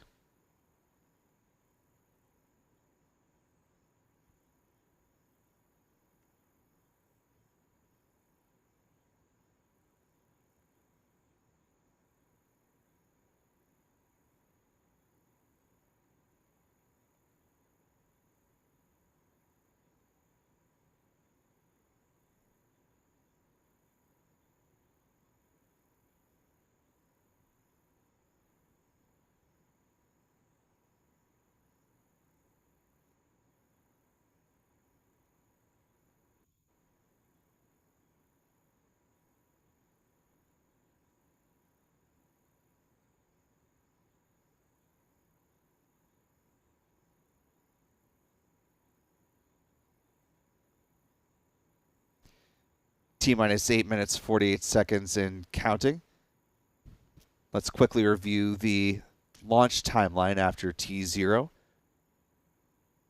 Here's how things are going to move this evening. Following that T0 liftoff again at 10:21 p.m. Eastern. At T plus 1 minute 12 seconds, the rocket will move through the point of greatest aerodynamic stress on the rocket, also known as max Q. At T plus 2 minutes 25 seconds, those 9 Merlin engines will cease firing, main engine cutoff, or MECO. That's followed 4 seconds later by stage separation. A few seconds after that, we'll see that Merlin vacuum engine ignite, SES-1, at T plus 2 minutes 35 seconds. It's followed by those payload fairings jettisoning and exposing the Starlink satellites to the vacuum of space. At T plus 6 minutes 8 seconds, the first stage entry burn will begin, that burn lasting 23 seconds. Then at T plus 8 minutes 4 seconds, the landing burn will begin, lasting until T plus 8 minutes 26 seconds when the Falcon 9 first stage booster lands on the drone ship, a short fall of gravitas. T plus 8 minutes 39 seconds, we'll see that Merlin vacuum engine cutoff, that is SECO-1. It'll go into a coast phase at that point until T plus 54 minutes 4 seconds. When that engine will come back to life, it'll burn for 1 second. And then at T plus 1 hour, 5 minutes, 13 seconds, we will have engine chill has started. Starlink deployment. And we hear that call out for engine chill, T minus 6 minutes, 46 seconds left until liftoff.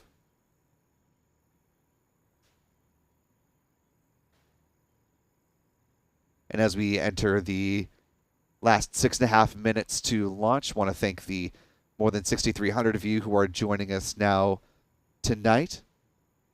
If you want to help more people be able to find this stream before the launch happens in just a few minutes, be sure to hit that like button and share the stream. It really does help in more people finding this coverage. Helps the YouTube algorithm do its thing. And it's a big help to us, as is throwing in a YouTube super chat, as Stacy Woodson has done, donating $2. And Stage 1 RP1 load is complete. Before I get distracted with the launch, thank you. Well, thank you, Stacy, for being with us tonight and for helping support our channel. Really appreciate that.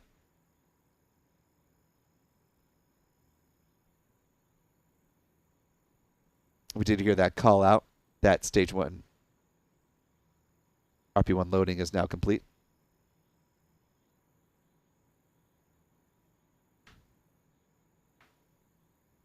Getting close to the end of the fueling process here on the Falcon 9 rocket.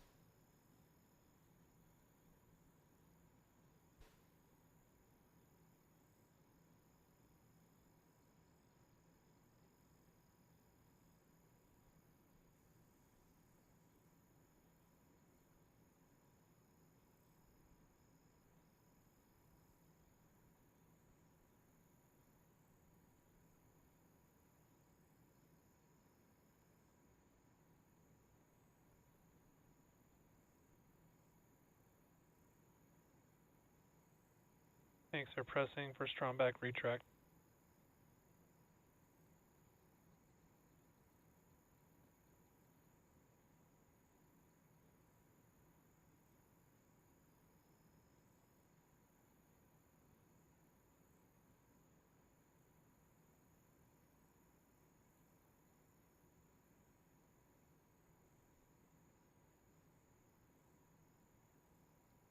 Strong back retract has started. T minus 4 minutes, 18 seconds and counting.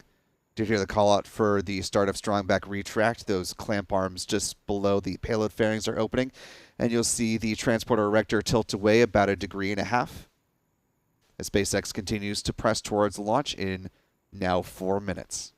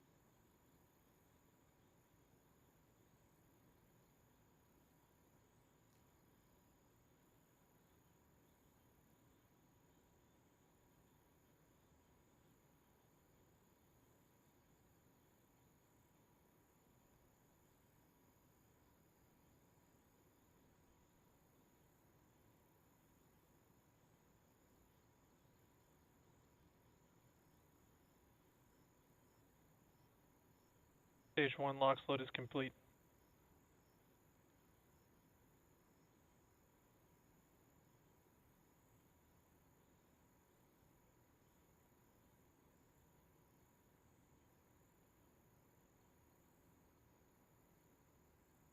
T-minus 2 minutes, 40 seconds and counting.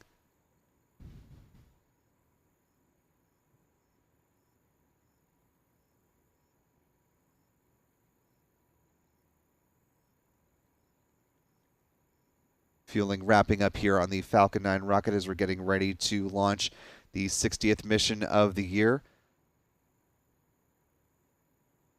Before I lose it, do want to thank a couple of super chat donations that just came in. Ma FL for your $2 super chat, and Pants with the Rainbow for your $10 super chat donation, and the simple yet appropriate comment of space. Certainly the feeling we all have. It's already a Thrasher. Thank you for your $2 super chat donation, as we are now 1 minute 46 Stage seconds 2 LOX load is complete. away from liftoff. You're the call out for Stage 2 LOX loading finishing up. Falcon 9 now fully fueled with more than 1 million pounds of propellant, as we are 1.5 minutes away from liftoff of the Starlink 6-13 mission from Space Launch Complex 40 at Cape Canaveral Space Force Station. Ground gas closeouts.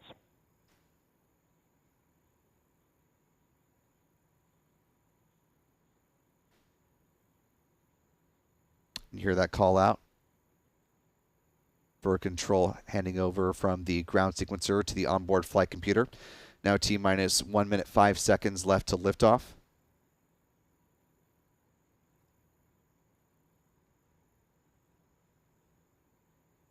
Less than a minute to go. Falcon 9 is in startup. Hear the call out. Falcon 9 now in startup. 45 seconds left in the count.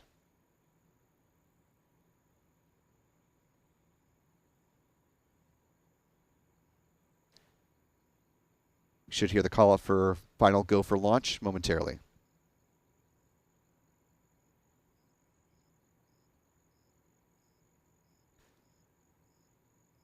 $30 seconds. 30 seconds.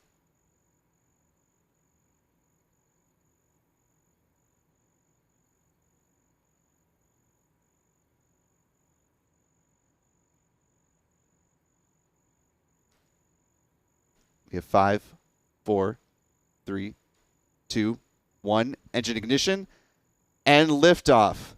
Liftoff of the Starlink 6-13 mission, the 60th orbital flight for SpaceX of the year.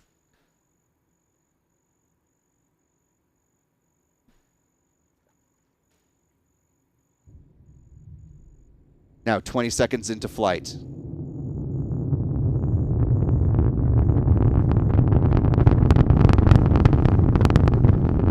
And with some of the cloud cover here, we can hear the rumble of those 9 Merlin engines quite well here at the press site.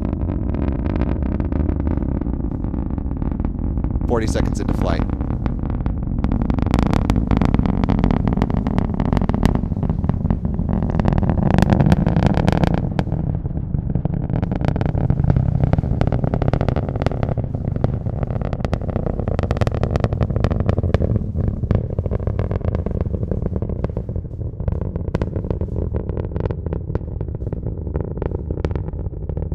Stephen Young manning the tracking camera for us tonight, doing an excellent job keeping it in frame as Falcon 9 continues to climb, now 1 minute 14 seconds into flight. Here the call out for Max Q, the rocket now passing through the greatest point of stress on the vehicle. See here the onboard view from the Falcon 9. We're now about 1.5 minutes into flight.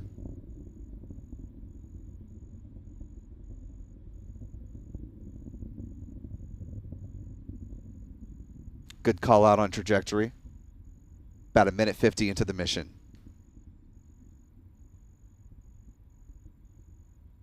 We're coming up on 2 minutes into the flight. We're approaching the point of main engine shutdown. main engine cutoff, MECO. That'll be followed shortly after by stage separation and ignition of the Merlin vacuum engine.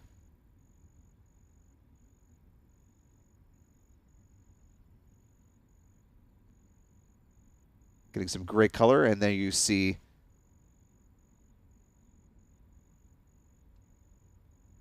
MECO coming up momentarily. There we go. Stage separation, and then second engine start. We'll see stage separation here momentarily. And there you see on the right-hand side of your screen, just before the engine lit up, a really gorgeous shot of Florida from that Falcon 9 second stage. On the left-hand side of your screen, there's a shot from the interior of the Falcon 9 first stage, and you see the grid fins starting to deploy.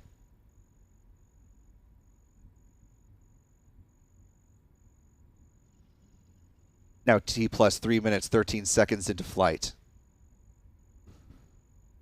The call for fairing separation.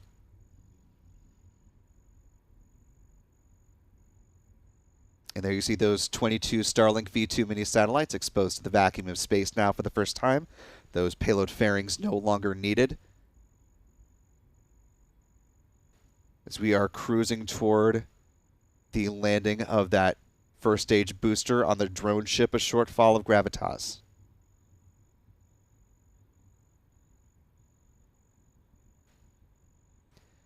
You heard that call out for nominal trajectory. This is what that trajectory looks like right now. You see the white dot at the top of the screen, or of those two there. That is the second stage continuing on its path. The first stage, beginning to arc, is approaching its highest point now at an altitude of 115 kilometers. Starting to slow down now, though. So you're T plus 4 minutes, 24 seconds into this flight. Coming up at T plus 6 minutes, 8 seconds is when the first stage entry burn will begin.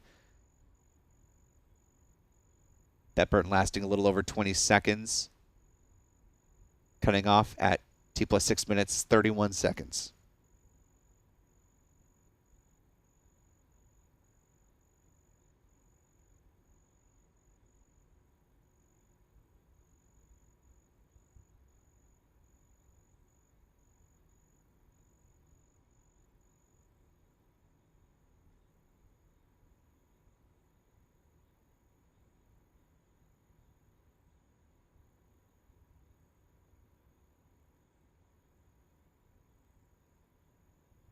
And at T plus 5 minutes, 17 seconds, just taking a peek into the live chat, it looks like the clouds thinned out enough that some of y'all were able to see the launch from around Central Florida. So that's fantastic. What we always love to hear is that, you know, those who are in the Sunshine State and close enough are able to get a view of these launches.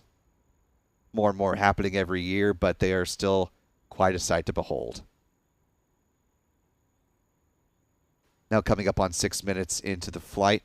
Again, we are coming up on that first stage entry burn beginning at T plus 6 minutes, 8 seconds. You'll see that on the left-hand side of your screen here. Right-hand side, you see the MVAC engine continuing its burn.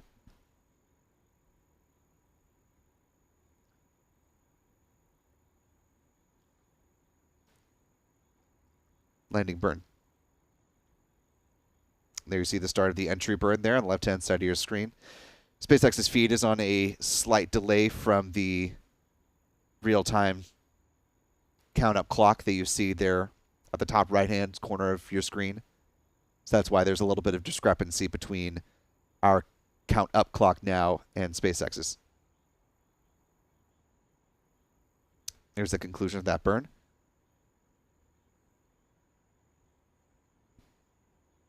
Coming up in just over a minute and some change, we'll see the landing burn start.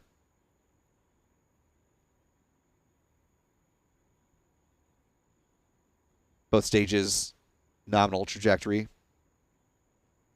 Good call out as this mission progresses. We're now less than a minute from the start of that landing burn.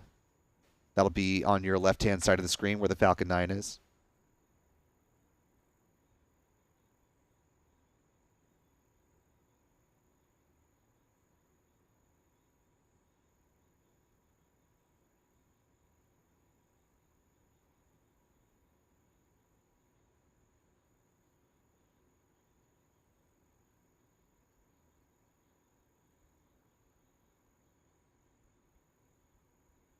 T plus 7 minutes, 43 seconds and counting.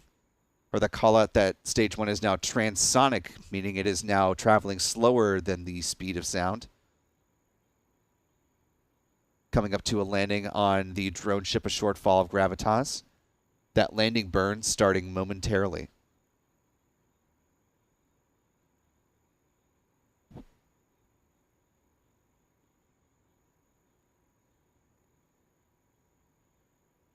The call for the start of stage 1 landing burn, although we have temporarily lost that visual. There it is again.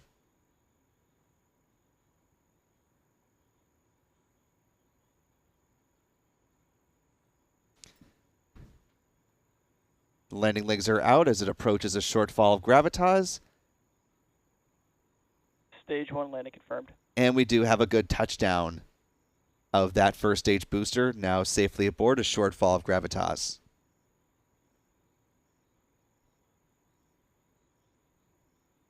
Expected loss of signal, Cape. MVAC shut down.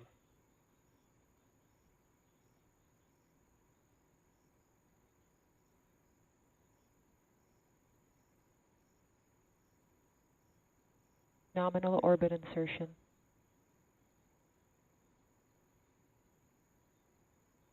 T plus 9 minutes, 10 seconds. The call out for good orbital insertion. Things continuing to move well with this mission. At this point, the Expected loss of signal, Bermuda. second stage is in its coast phase until T plus 54 minutes, 4 seconds. At that point, the Merlin vacuum engine will spring to life for a 1-second burn. Setting up the Starlink deployment at T plus 1 hour, 5 minutes, and 13 seconds.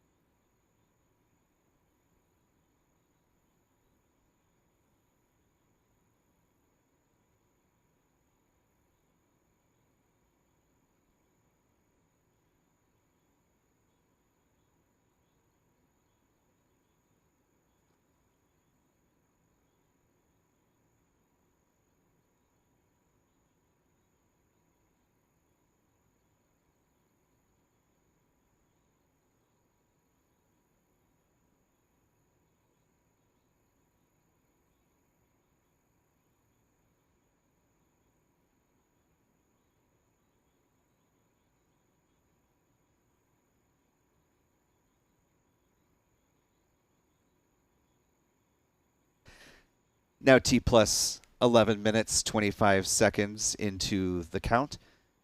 You see the second stage continuing on its trajectory as it moves closer to South America.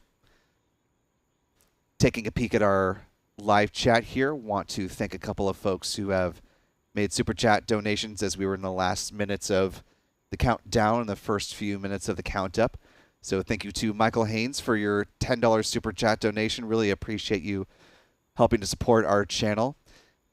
As well as SG someone who is frequently joining us for our live streams with a $10 super chat, and what is becoming one of my favorite little YouTube animations, the Namaste pair is what I'm going to call it. So thank you to both of you for helping to support our coverage. And for all of you who join live, hit that like button, share the stream. It's always a big help in assisting more people in finding our coverage and bringing these live streams to you every time they happen here from Florida, as well as other big events from around the world. Lots happening in space, and we love sharing these stories with you. And you're a big part in helping to make that happen. So thanks for being with us live. And thanks to folks like Chantel Kriegsman for your $10 super chat donation. Again, throwing in that Namaste pair. Love to see it. Love the support. Really appreciate you being here and helping us out with our coverage.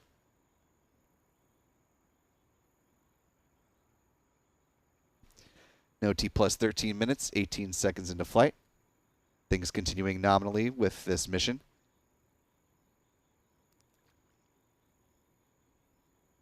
And thank you to Itoibo. Apologies if I mispronounced that, but commenting, thank you for the great launch coverage. Well, thank you for being with us for this coverage. It's our pleasure to bring these missions to you and help provide robust commentary, all the facts and figures that you need and want to know as these missions go off. And now SpaceX has clocked 60 of them in calendar year 2023. Just one shy now of tying its record-breaking year in 2022 of 61 launches, which SpaceX could match by tomorrow if it is able to launch its mission from Vandenberg Space Force Base, which it was hoping to do this morning. However, it encountered an engine issue with that launch on behalf of the Space Development Agency. They said they needed more time to troubleshoot that, and currently they are targeting that launch tomorrow morning from Vandenberg Space Force Base. Currently looking at a T0 liftoff time for that mission at 7:26 a.m. Pacific time. That's 10:26 a.m. Eastern time or 14:26 UTC.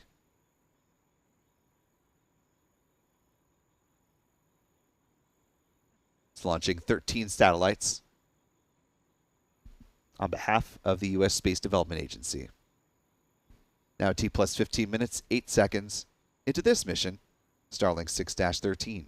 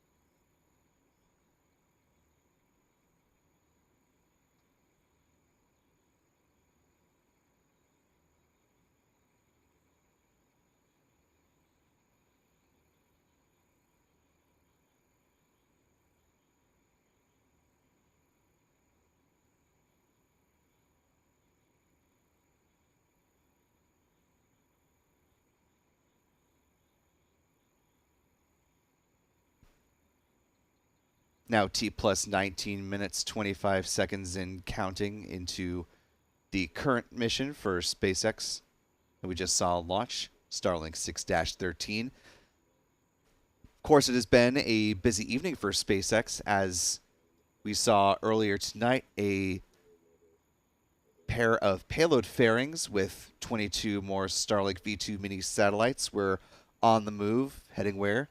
Heading here, Launch Complex 39A, where we see the transporter erector now back upright following its last use for the Cruise 7 mission.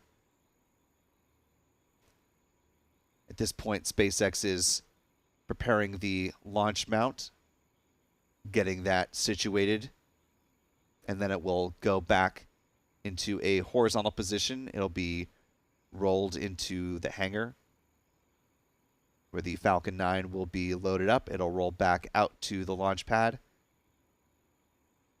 and we could see the next Starlink mission from 39A going up as soon as potentially this Sunday. Timeline a little bit uncertain, though, just because of the impacts of Hurricane Idalia slowing the return of the boost or the drone ship, a shortfall of Gravitas, back to Port Canaveral to allow for the offloading of the booster that it received following its Starlink launch. That being Starlink mission 6-11.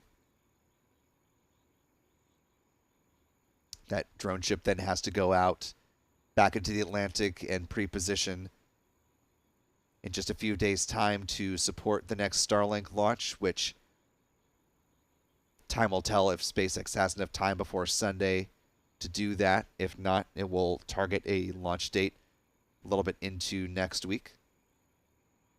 And of course, we will bring you that mission launch live as it happens. SpaceX on a cadence of about a launch every 4 days, so keeping us quite busy here at Spaceflight now. But that also means many live streams for you all to enjoy, as we still have a little over 2,000 of you joining with us here for the remainder of this particular Starlink launch. You see the trajectory map on the right-hand side of your screen. Bring that up full screen. Now arced over South America, continuing on its flight path.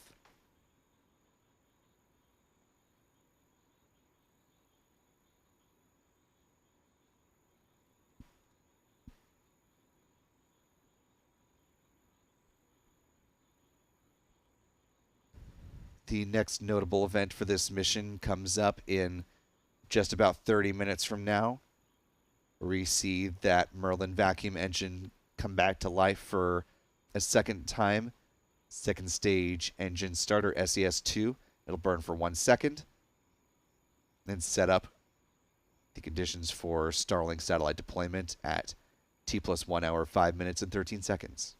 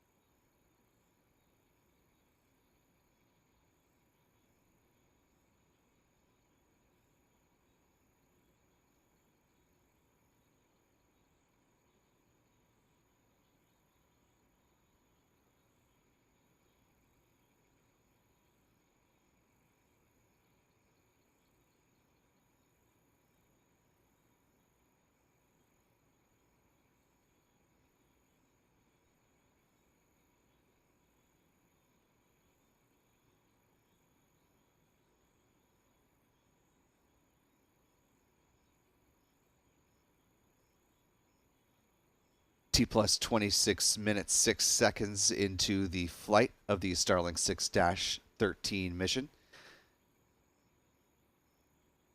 Now that the rocket has launched, the booster has landed, and the second stage is cruising on its way to satellite deployment in less than 30 minutes. Let's talk a little bit about the mission stats for this particular launch.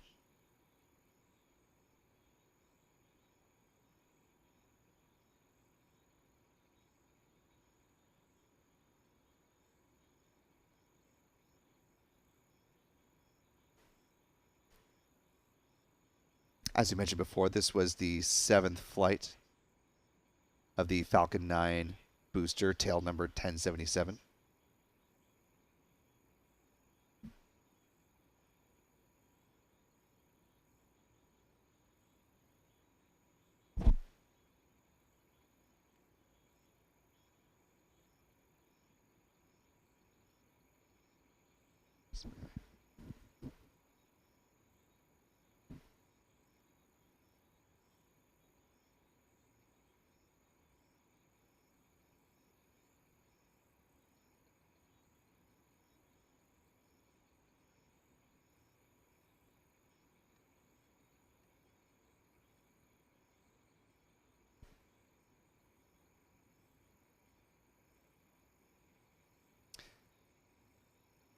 Bit of a typo on the graphic. This is the 250th launch of a Falcon 9 rocket to date. This is the 57th Falcon 9 launch of 2023. As I mentioned, the 60th orbital launch of the year for SpaceX. From Pad 40, this was launch 141. Overall, the 196th orbital launch from Pad 40. And from Florida Space Coast, this was the 45th launch of the year. Now T plus 28 minutes, 20 seconds into flight.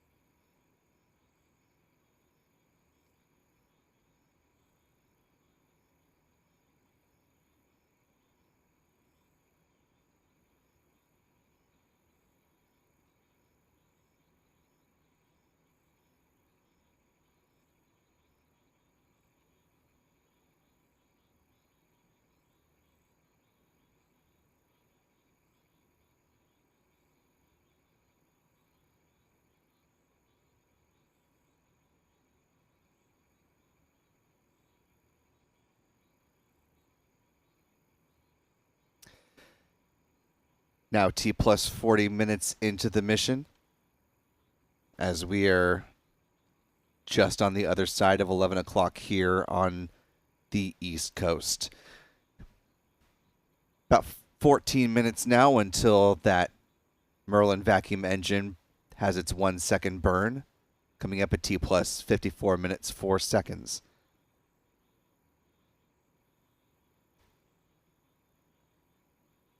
Falcon 9 upper stage continues on a nominal trajectory, moving past the Horn of Africa.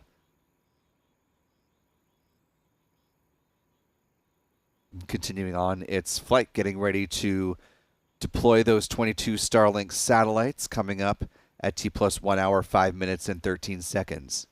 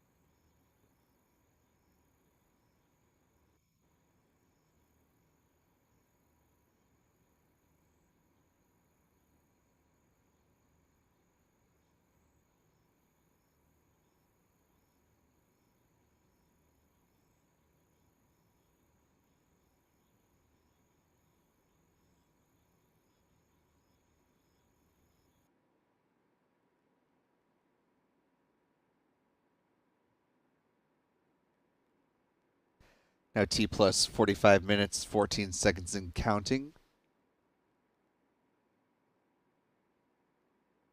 In less than 10 minutes, we'll see the second burn of the Merlin vacuum engine. Followed up at T plus 1 hour, 5 minutes, 13 seconds with the deployment of those 22 Starlink satellites. Closing in on the end of this mission for SpaceX, their 60th orbital launch of 2023.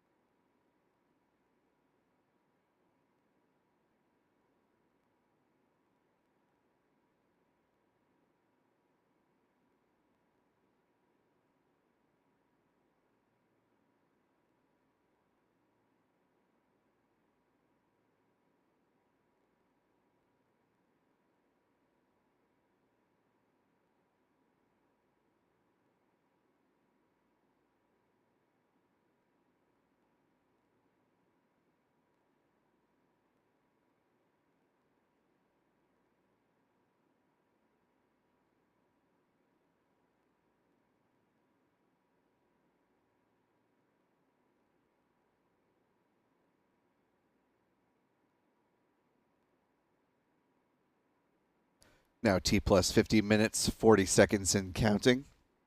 We are just a few minutes away from that second stage engine burn for 1 second. Again, setting up the Starlink satellite deployment at T plus 1 hour, 5 minutes, and 13 seconds.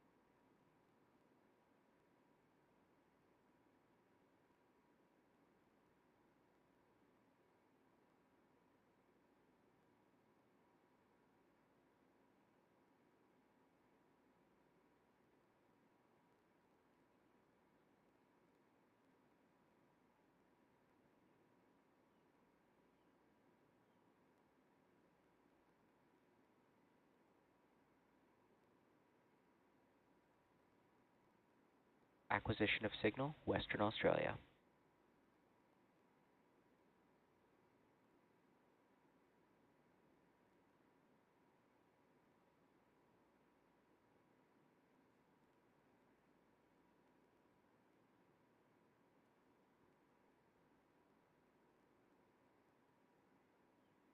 T plus 52 minutes, 55 seconds and counting. It's turned a good call out for signal acquisition from Western Australia.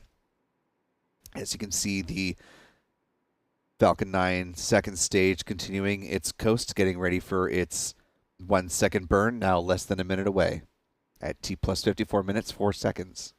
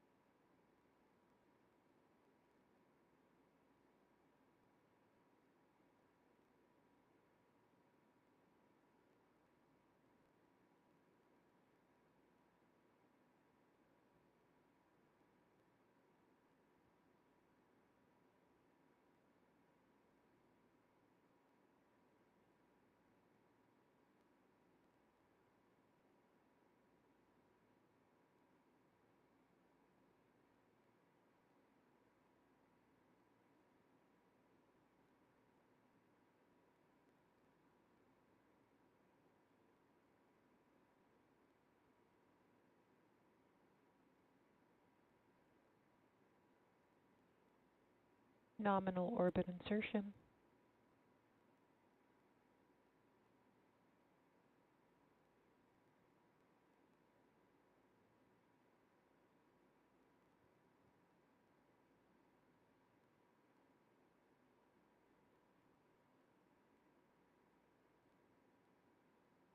T plus 54 minutes, 55 seconds and counting.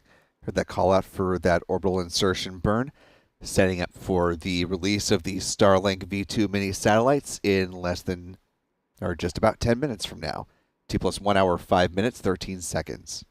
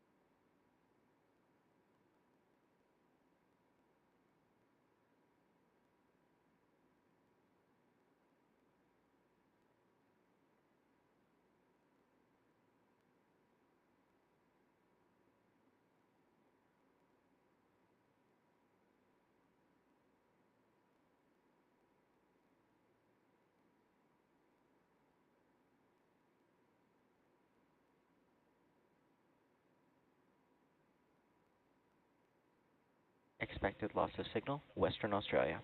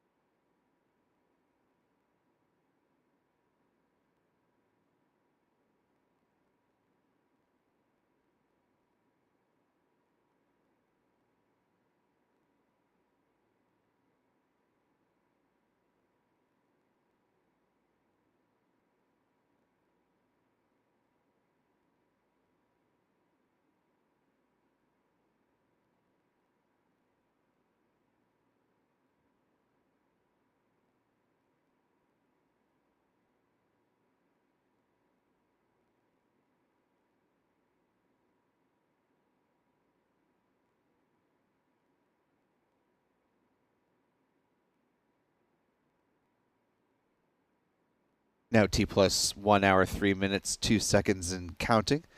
We're approaching the tail end of SpaceX's 60th orbital mission of the year, coming up on the deployment of the 22 Starlink V2 mini satellites, now less than 2 minutes away. That deployment happening at T plus 1 hour, 5 minutes, 13 seconds.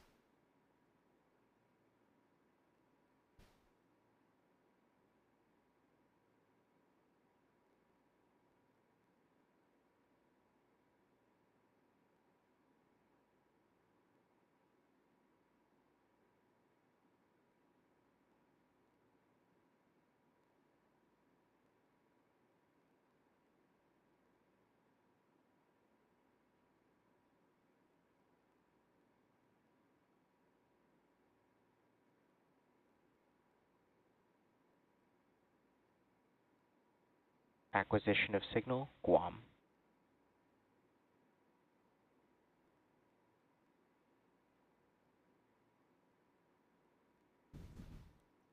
T plus 1 hour, 4 minutes, 15 seconds. We're less than a minute away from satellite deployment.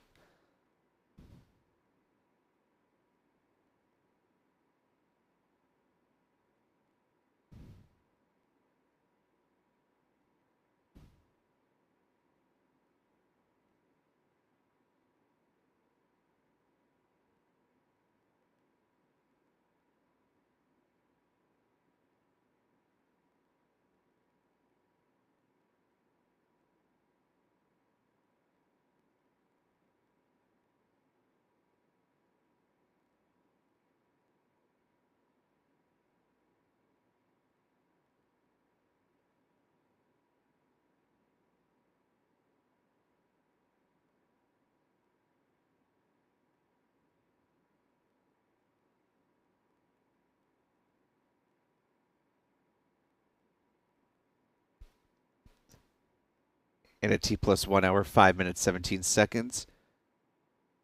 Payload deployment should have occurred just a few seconds ago. We should be hearing that call out momentarily.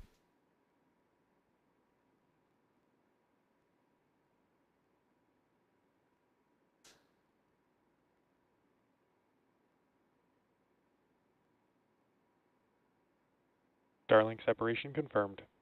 And they were here the call out that those 22 Starlink V2 mini satellites have now been released from the Falcon 9 upper stage. Now will wrap up the Starlink 6-13 mission. Again, SpaceX's 60th orbital launch of 2023, moving close to breaking its record. Launch number 61, targeting Friday morning, September 1st, starting off the month with a mission from Vandenberg Space Force Base. Things ever busy here at the Cape, though. Right now, taking a quick look over at Launch Complex 39B. This is the pad where where NASA launched the Space Launch System rocket for the first time on the Artemis 1 mission. And they are making preparations for the Artemis 2 flight, the first crewed mission of the Artemis program. See there, it's a little more brightly lit up than it is typically at nighttime. You see there at the bottom of your screen a little moving vehicle. They are doing some testing out on the mobile launcher. Up near the top of the rocket, you see the structure that is sticking out. That is the crew access arm. They've been doing some swing tests of that over the course of this evening. As I said, this is the first time that NASA will launch astronauts on board the Space Launch System rocket inside the Orion spacecraft. The 4-member crew of that mission got a chance to see their ride to space up close and as a 4-member team in person. We had coverage of Orion Day here at NASA's Kennedy Space Center. You can find that on our YouTube channel here. Once you're done with this video, you pop over, see some of our coverage from that. Members have access to the full media interview that we had with the 4 astronauts of the Artemis 2 mission.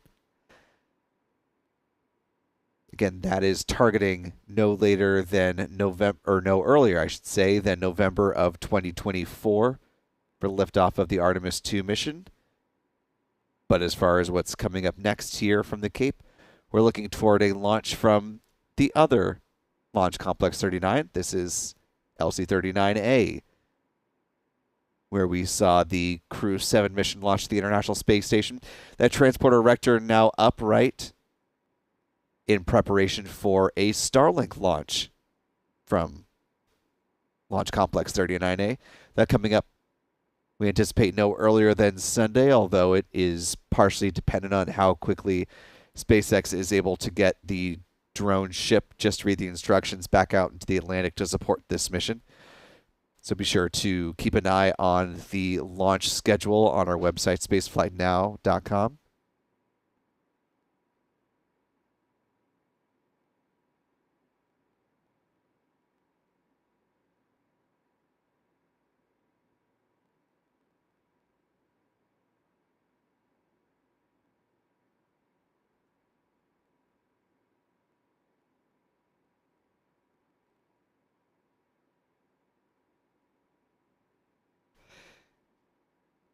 And if you happen to be watching earlier tonight, we did happen to see the Payload fairings cruise on by, moving past the press site here at KSC on their way to this pad, Launch Complex 39A, in preparation for that mission. So we will keep you abreast of the latest on that launch and all the future missions from Florida Space Coast. But for now, we'll go ahead and wrap things up as the satellites for the Starlink 6-13 mission have been deployed. SpaceX launch teams on the West Coast preparing for their next launch opportunity Friday morning. Of course, we'll have coverage on that as well. So thank you to everyone who has stuck with us throughout the duration of our live coverage. For Stephen Young, I'm Will Robinson-Smith. Thanks for being with us on a Thursday night, powering through the multiple delays in liftoff. But number 60 in the books, looking towards 61 for SpaceX. So thanks for joining us, and we will see you next time.